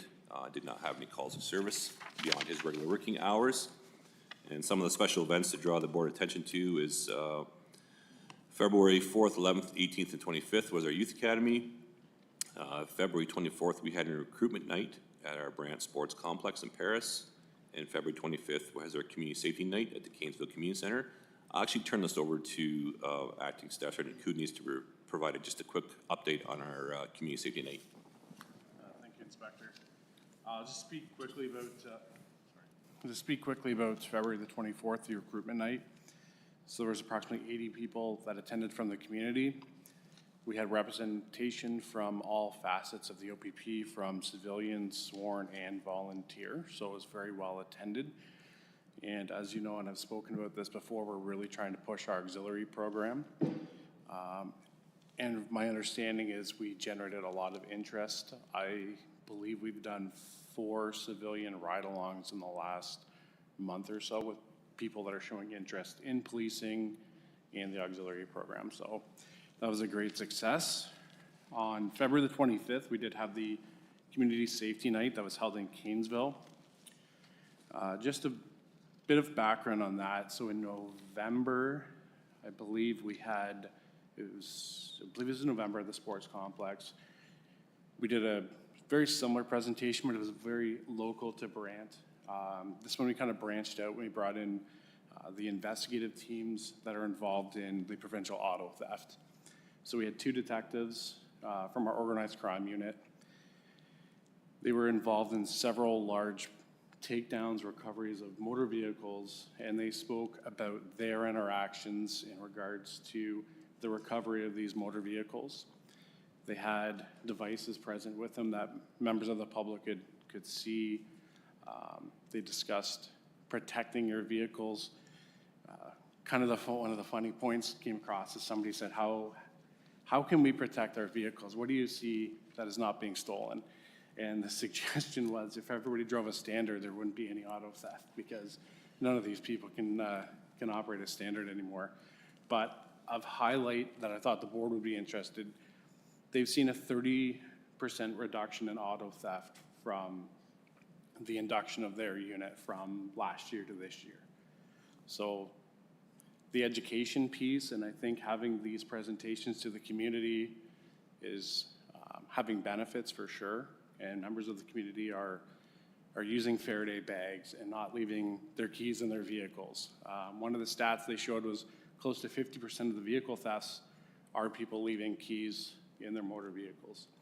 So I think continuing to educate the public and encourage them to, do their part will also assist with this. So that was beneficial. We had a detective from the Serious Fraud Office in Toronto come down. She spoke about the popular frauds that are out there, protecting ourselves, online fraud, social media frauds, identity theft, and then we had our Detective Staff Sergeant Spencer Knoll of the Street Crime Unit also discuss what the Brant members in our street crime unit are doing right now in regards to all the property theft and the vehicle thefts that we're seeing. And lastly, we had our Auxiliary Staff Sergeant Neil Mossman. He spoke about the Safeguard program as well as CamSafe.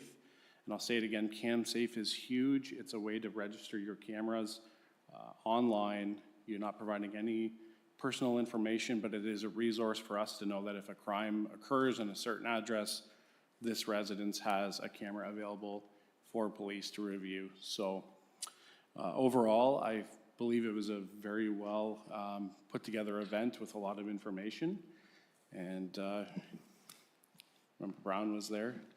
So that's pretty much it for those community events. We look forward to having a few more moving forward. Thank you. Thank you, Acting Sergeant Cooney's. And finally, just the Crime Stoppers breakdown of 9 tips for February for Brant O.P.P, 54 for Brantford, and 2 for Six Nations. So one last thing I'll touch on is staffing. Not a huge change for staffing for the month of February, other than Staff Sergeant Brian Andrewsick has accepted a lateral to Brant County Detachment. I spoke on this before. His start date will be May 4th.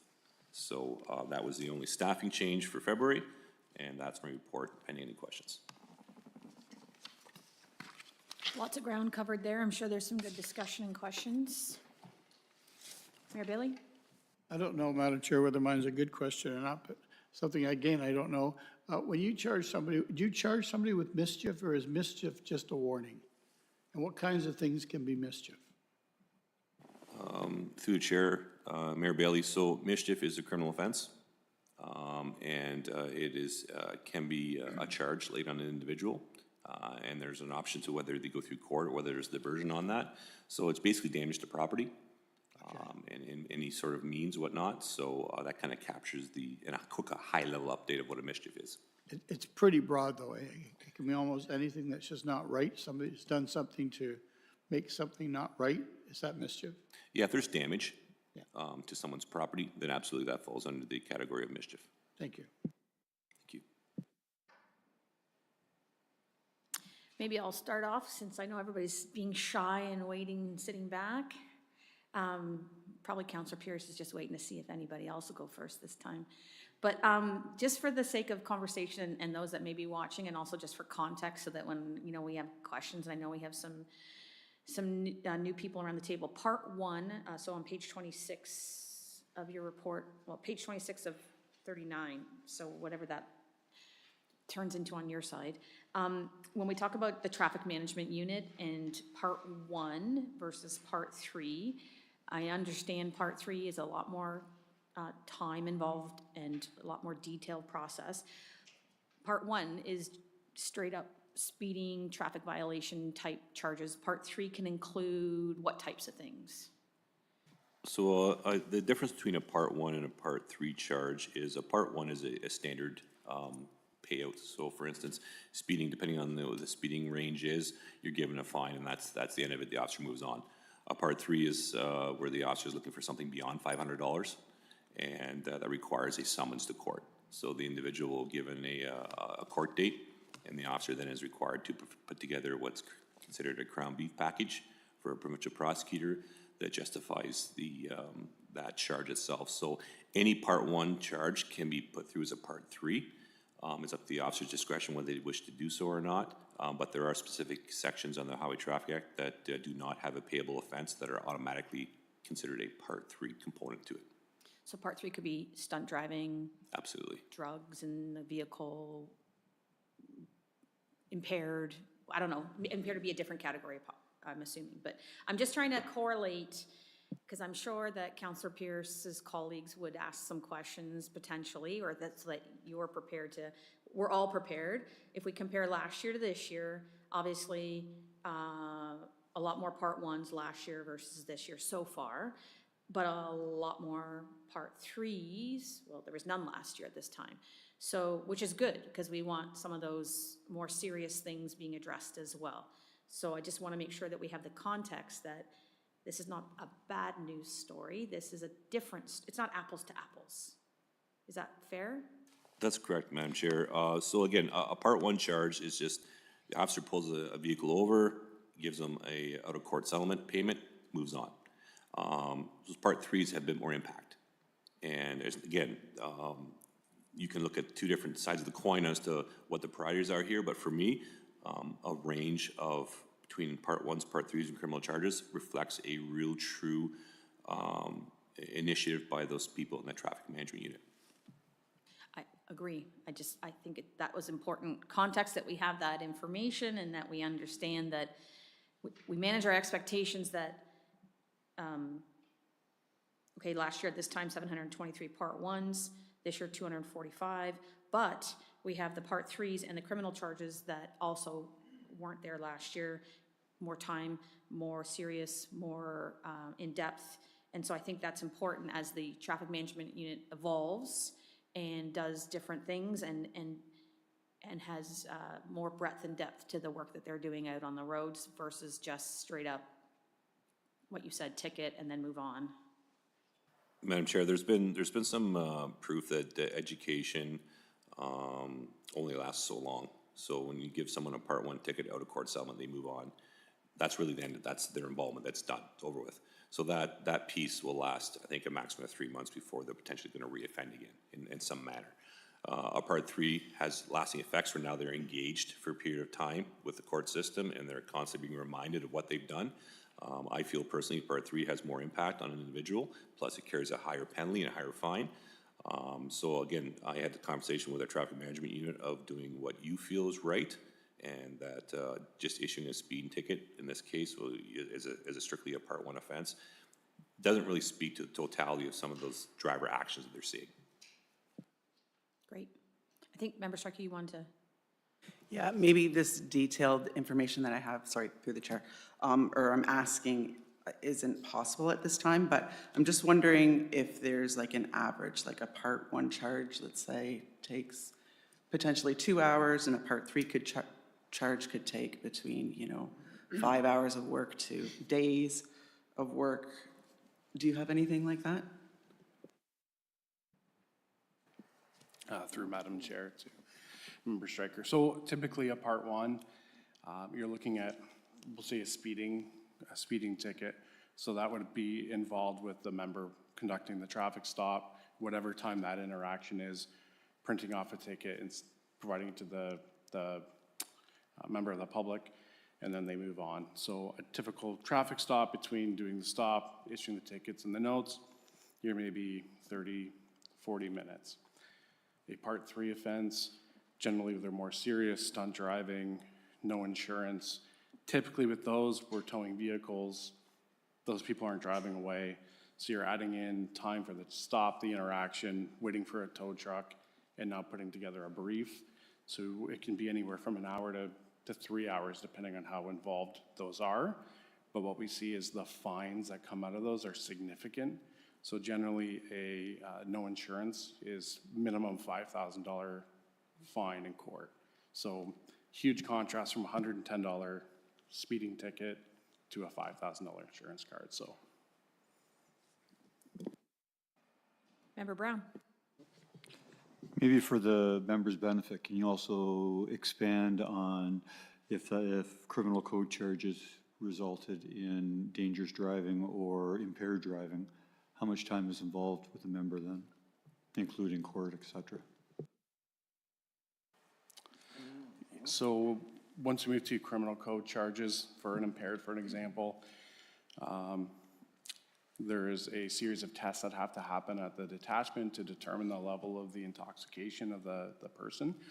An impaired can take anywhere from 2 to 4 hours to prepare a Crown brief, but It also involves several more members with towing of vehicles, license suspensions, lodging in the cell, so it's a lot more involved process. So the time put into a brief for an impaired charge is significantly more and a lot more involved than a standard Part 1 or Part 3. Court time, yeah, so pretty much every single impaired driving charge will go to court. And you're looking at 1 to 2 days of trial for the most part. So it's very involved. Mayor Bailey? Through you, Madam Chair, can attitude or can that take it from a 1 to a 3? Attitude, behavior, the way they treat you, the things they say to you, whether they spit on your tire, that kind of stuff, does it need to be actual documents, or can it just be a behavioral thing that can elevate it to a 3? So, Mayor Bailey, are you referring to the Part 1, Part 3 difference? Every interaction is at officer's discretion. And I can't say what would trigger one officer over another, but I know roadside manner, members take that into consideration. So not everybody admits to speeding, but it's how you interact with that particular officer that potentially could lead to the outcome. So to your point, if someone stopped for, I'm going to use a speeding ticket because that's probably where members initially start with their traffic stops. Somebody who's very confrontational, somebody who's very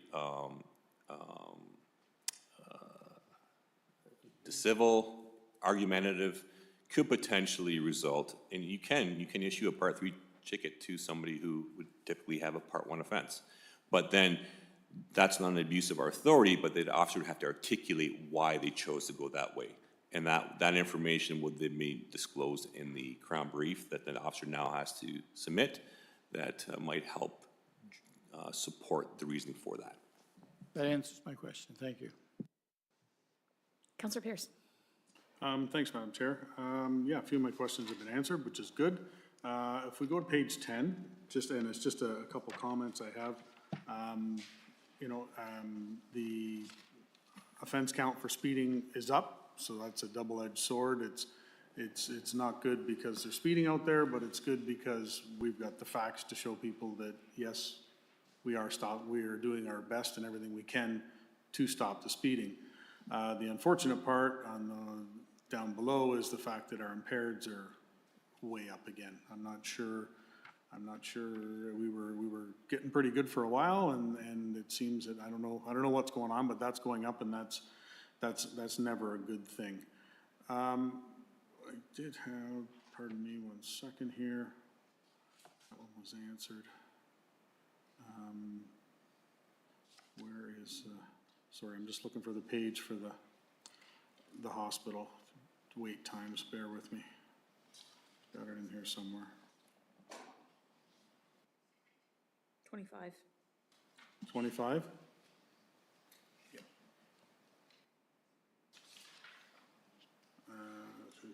Sorry, Madam Chair. That's okay.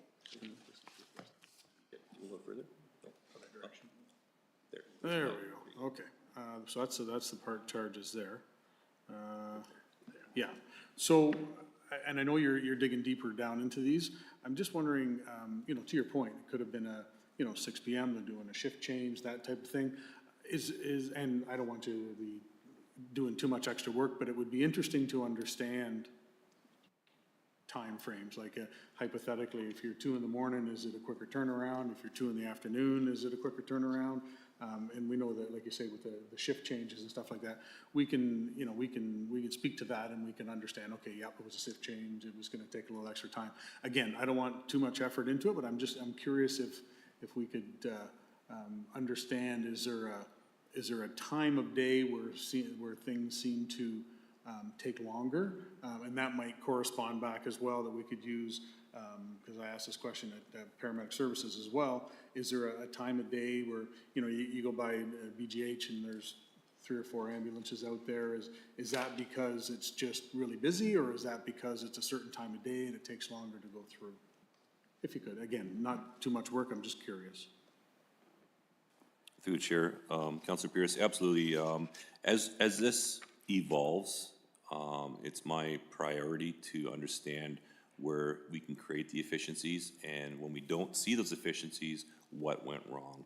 So that's part of this deep dive for me into, like I said, I'm certain there's two occurrences that are skewing these stats the way they are. So it's important for me to understand what failed so that we aren't seeing that month after month. Perfect. And that's all I got, Madam Chair.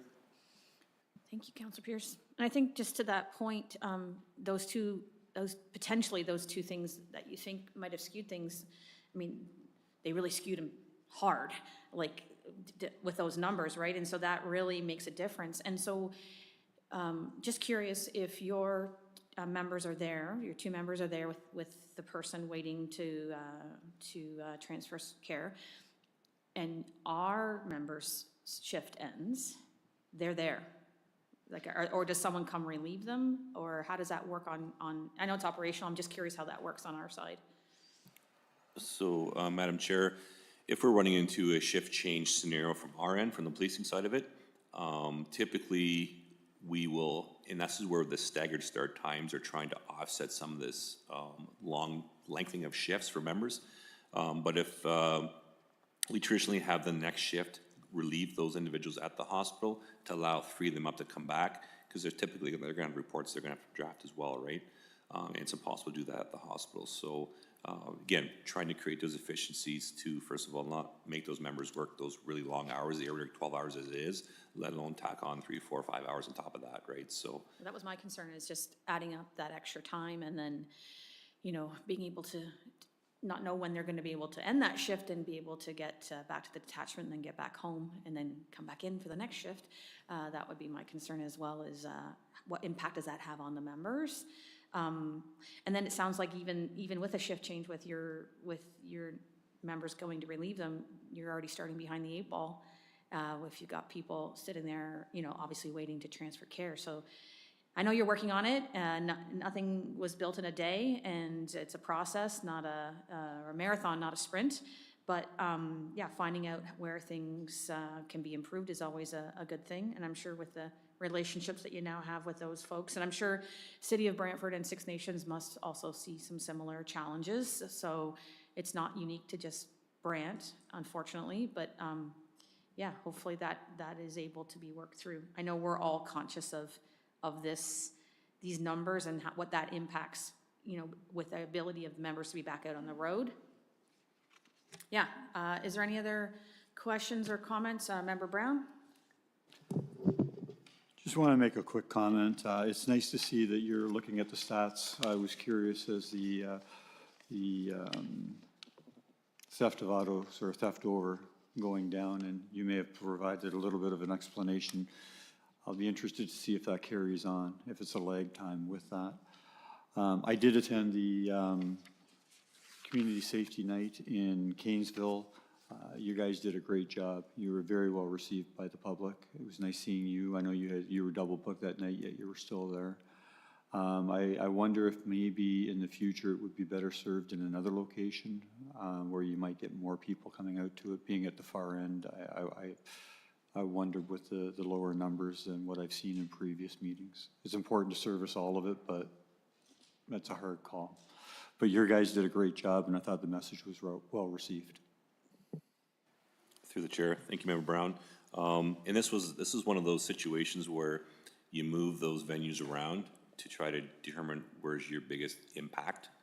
And knowing that Cairnsville was on the east side of the county, away from a lot of the built-up areas, we did see that reflection in the attendance. Moving forward, I think St. George is going to be another venue we're going to look at hosting it in. Larger population base, people can potentially walk to these information nights. So learning piece for us for sure, and trying to target our right areas for these information sessions. Thank you.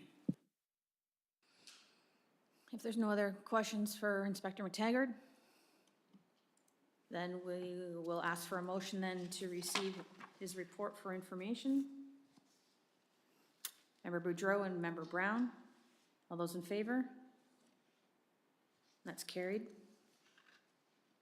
All right, so let's move on to staff reports 8.1, and I'm going to ask Cindy to review the false alarm statistics.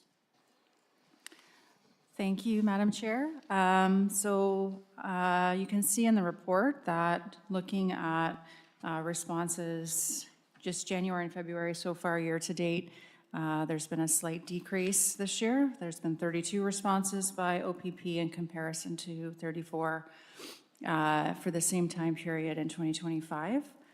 I'm happy to report that the new warning letters started to be issued in January, and bylaw and O.P.P. coordinated visits to 3 property owners as a result of that. And they did say, just through my bylaw staff, that those visits went well. They will be looking at the process. We're going to take a couple more months and review that.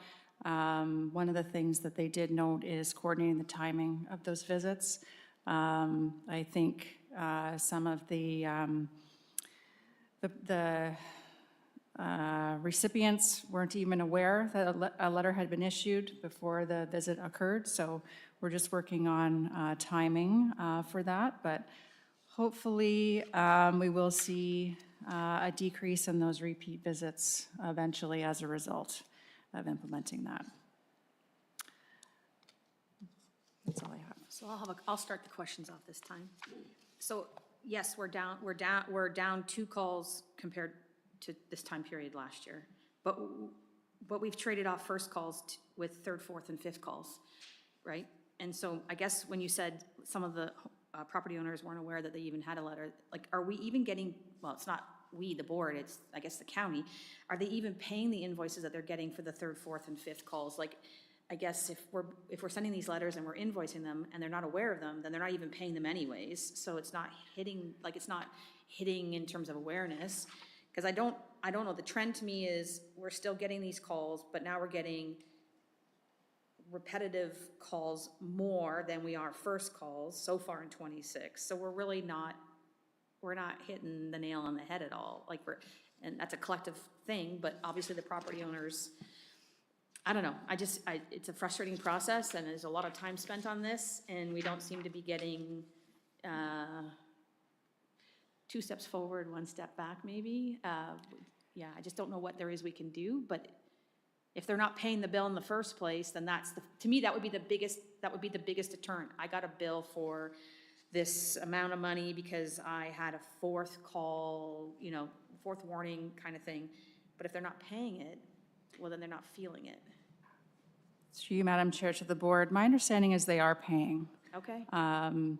We have followed up on that previously with the finance team, and they had almost 100% payment. I think what we've discovered just in the first month of doing the visits is that, some of these locations, property owner might be in Toronto somewhere, and the local business may not even be aware that there's a disconnect there between the owner and the local business. So there could be an opportunity to fill that gap as we kind of learn through this process and have those visits through our staff and the O.P.P. as well. Yeah, the engagement, for sure. Member Stryker? Yeah, through you, Chair. To follow up on that, I'm wondering, will the data be collected or about, like, who is being met? Is it the property owner, the landlord, or is it a tenant? Like, where these letters are getting sent, where the visits are, the time frame between the letter issues, and you spoke to it a bit, but will the actual collection of that data be available, that perhaps we can see some trends between, these are rental properties, these are out of not local owners, like things like that? Through you, Madam Chair, we are utilizing an internal database system to track all the visits. So I can look further into the specific data that we're tracking and perhaps include a little bit more detailed information for future reports. Usually, usually security systems are something the tenant puts in themselves. It's not provided by the landlord or the property owner, depending on the situation. So I'm surprised that the tenant, if it's a rental, isn't getting that, because it's an additional thing that they've put in themselves. It's not provided by the property owner. So I'm surprised that the property owner might be getting something that the tenant has installed, and the tenant's not aware that they have multiple calls of false alarms. Seems to be quite the disconnect. Frustrating. My concern is that obviously it's another service call out for officers, and is that time well spent? Is that time well spent multiply going out to these properties for false alarms, and when there's other needs? And that's the whole point of the education program, is to try and get the calls down and managed and whatnot, and try to have a financial incentive to remediate the situation. So hopefully as we carry on in 26, we see some impact with the engagement and the education as well. Any other comments, questions? So Cindy, is that everything for that? Yes. Yeah. So then we will need a motion then to receive this report. Member Stryker, Mayor Bailey, all those in favor? And that's carried. Moving into item 9, communications. There's a couple of items in our package. 9.1 is from our municipal policing partners regarding revenues that were collected for work by detachment staff, and that's credited back to the county quarterly, and they've itemized the breakdown of that revenue. And so we don't obviously see that, but the financial people will credit that against the policing line item. It's not the board's particular piece, but you can see there where the different services were performed and the credits back that came back to the county for that. And then the other piece in our package is 9.2. And this is a call for resolutions and nominations from the Ontario Association of Police Services Boards, which will be known as Police Governance Ontario moving forward.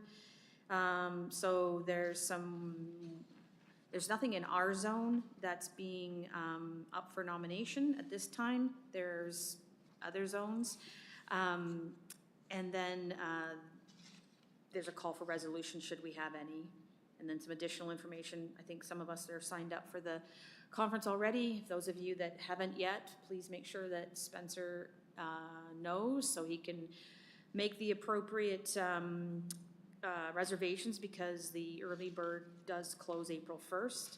If we did have a resolution, I know at last meeting we did talk a little bit about potentially some items. They are due by May 1st, so we do have some time still to consider that at the next meeting.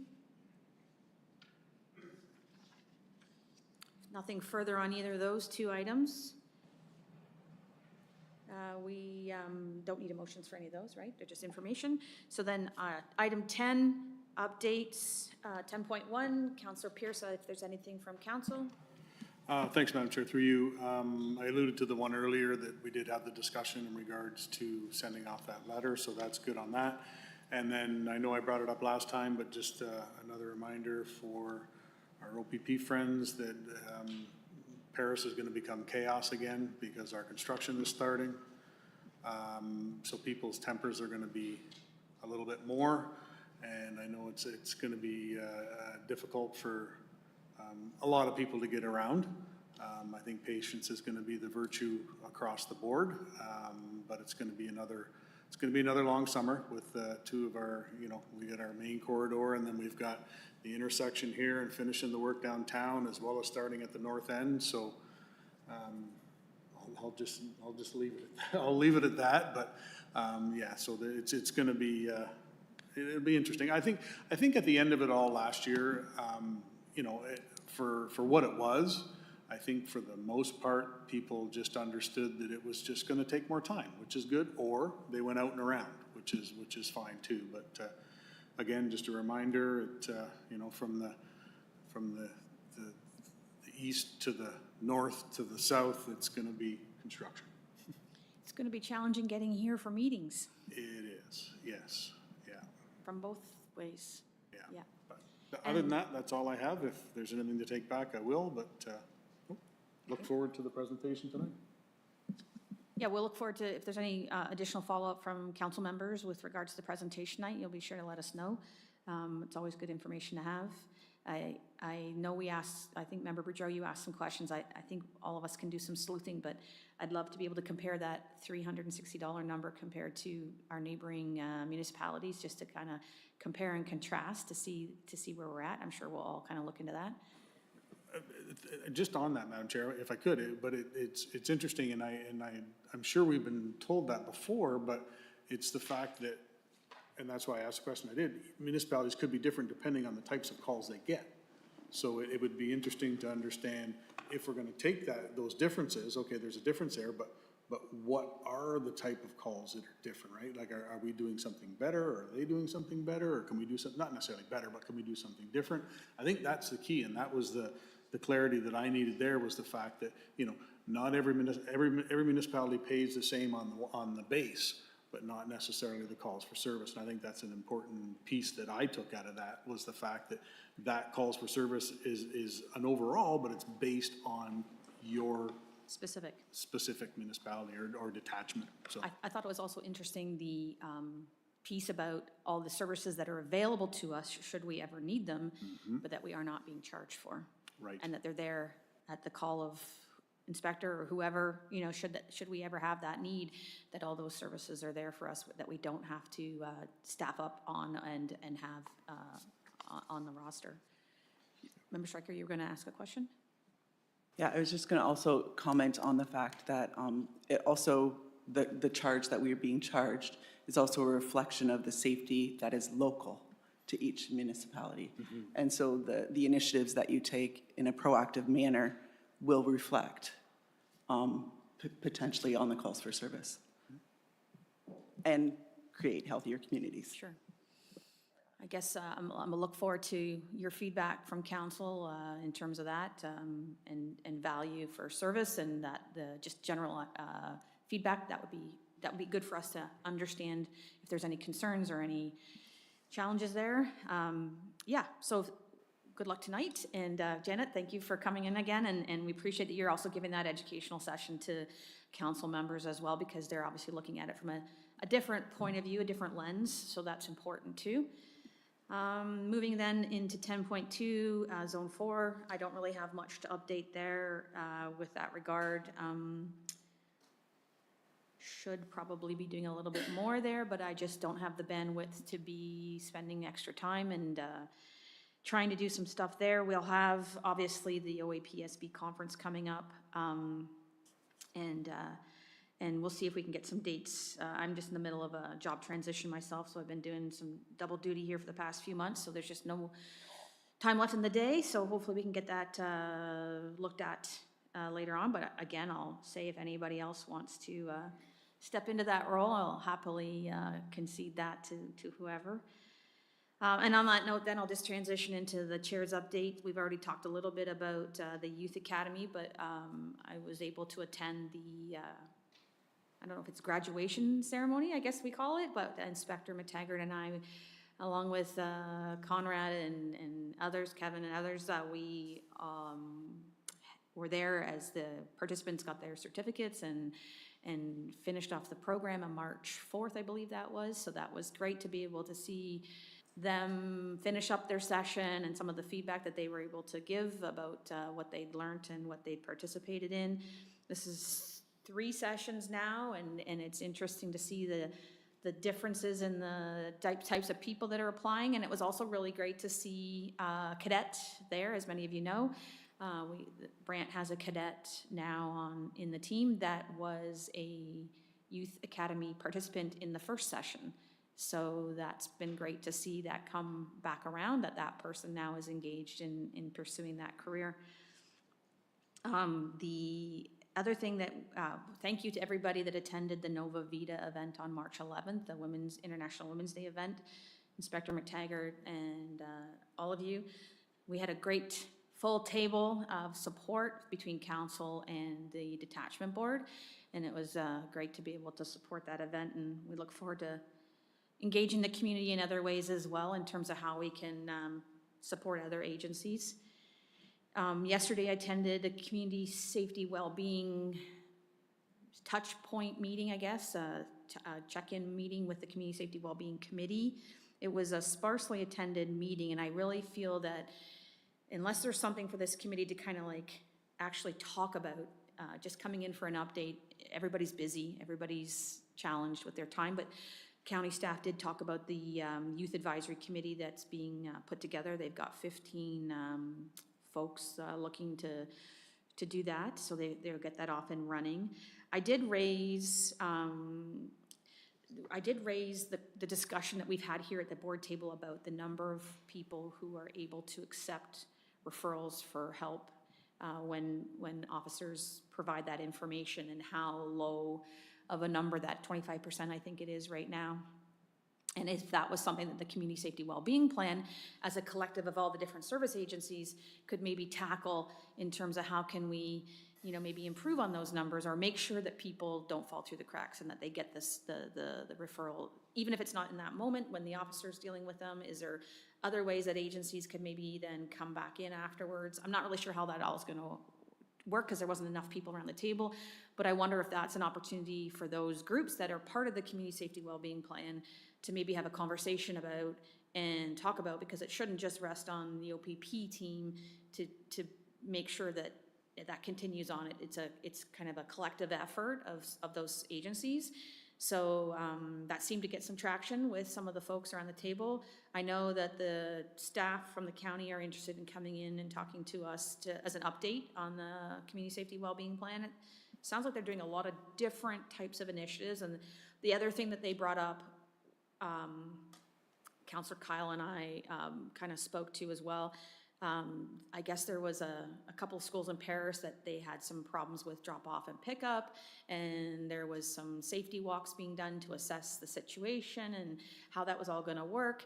And we asked if O.P.P were involved in any of that, because that would obviously be traffic. And there seems to be a little bit, so the health unit was involved, and the county was involved, and the Safe Streets program was involved, but it seems like there were some missing pieces to me in terms of how that all could work. And then Councillor Kyle also commented that this should really be done for all schools. Like, it's not just like drop off and pickup time is getting, more and more people are getting drop off their kids. Like, very few kids walk to school as much anymore.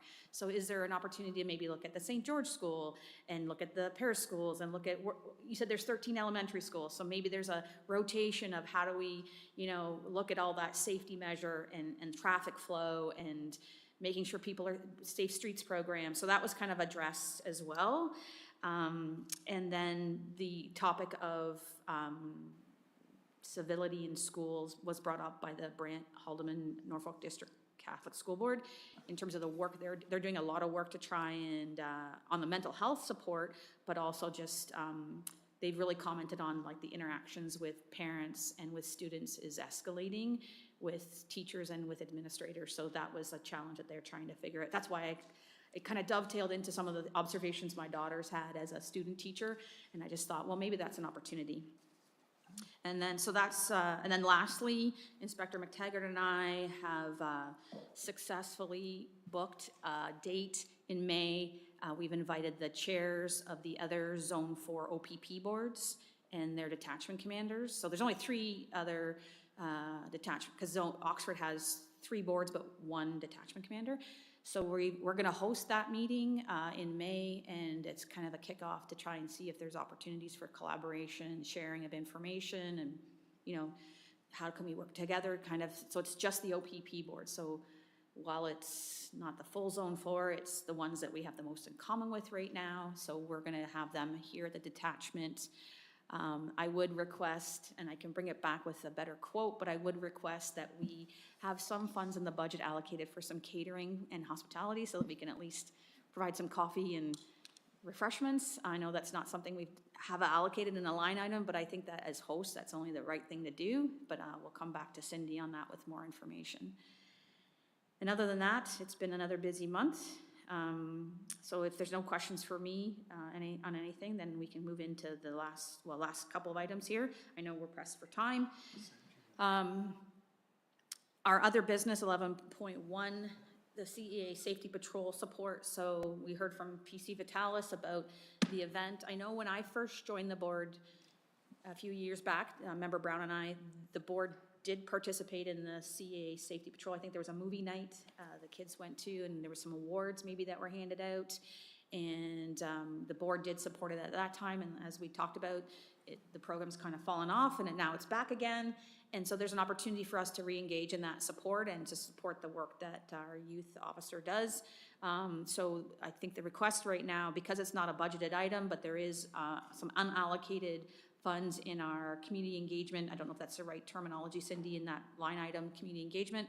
So we're looking at $1,000 to be able to pay for some of the costs associated with the movie theater and the expenses of bringing the kids in to have that program. And it's going to be in May-ish, sometime. Yeah, once we have the date, we'll be sure to let everybody know. But so at the time, right now, we're looking to see if that's something that the board is willing to support.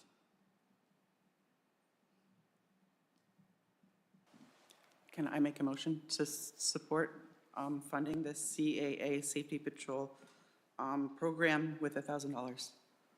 So the motion from Member Stryker.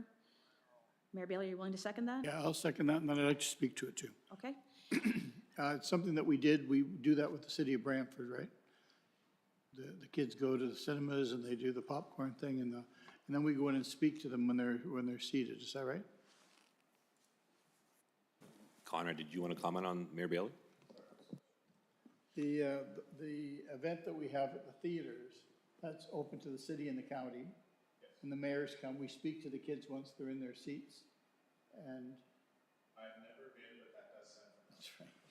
Okay. It's a great event. It's a great event. Everyone likes it. It's well attended. We meet at the top of the stairs there above the video arcade, and we talk to the kids.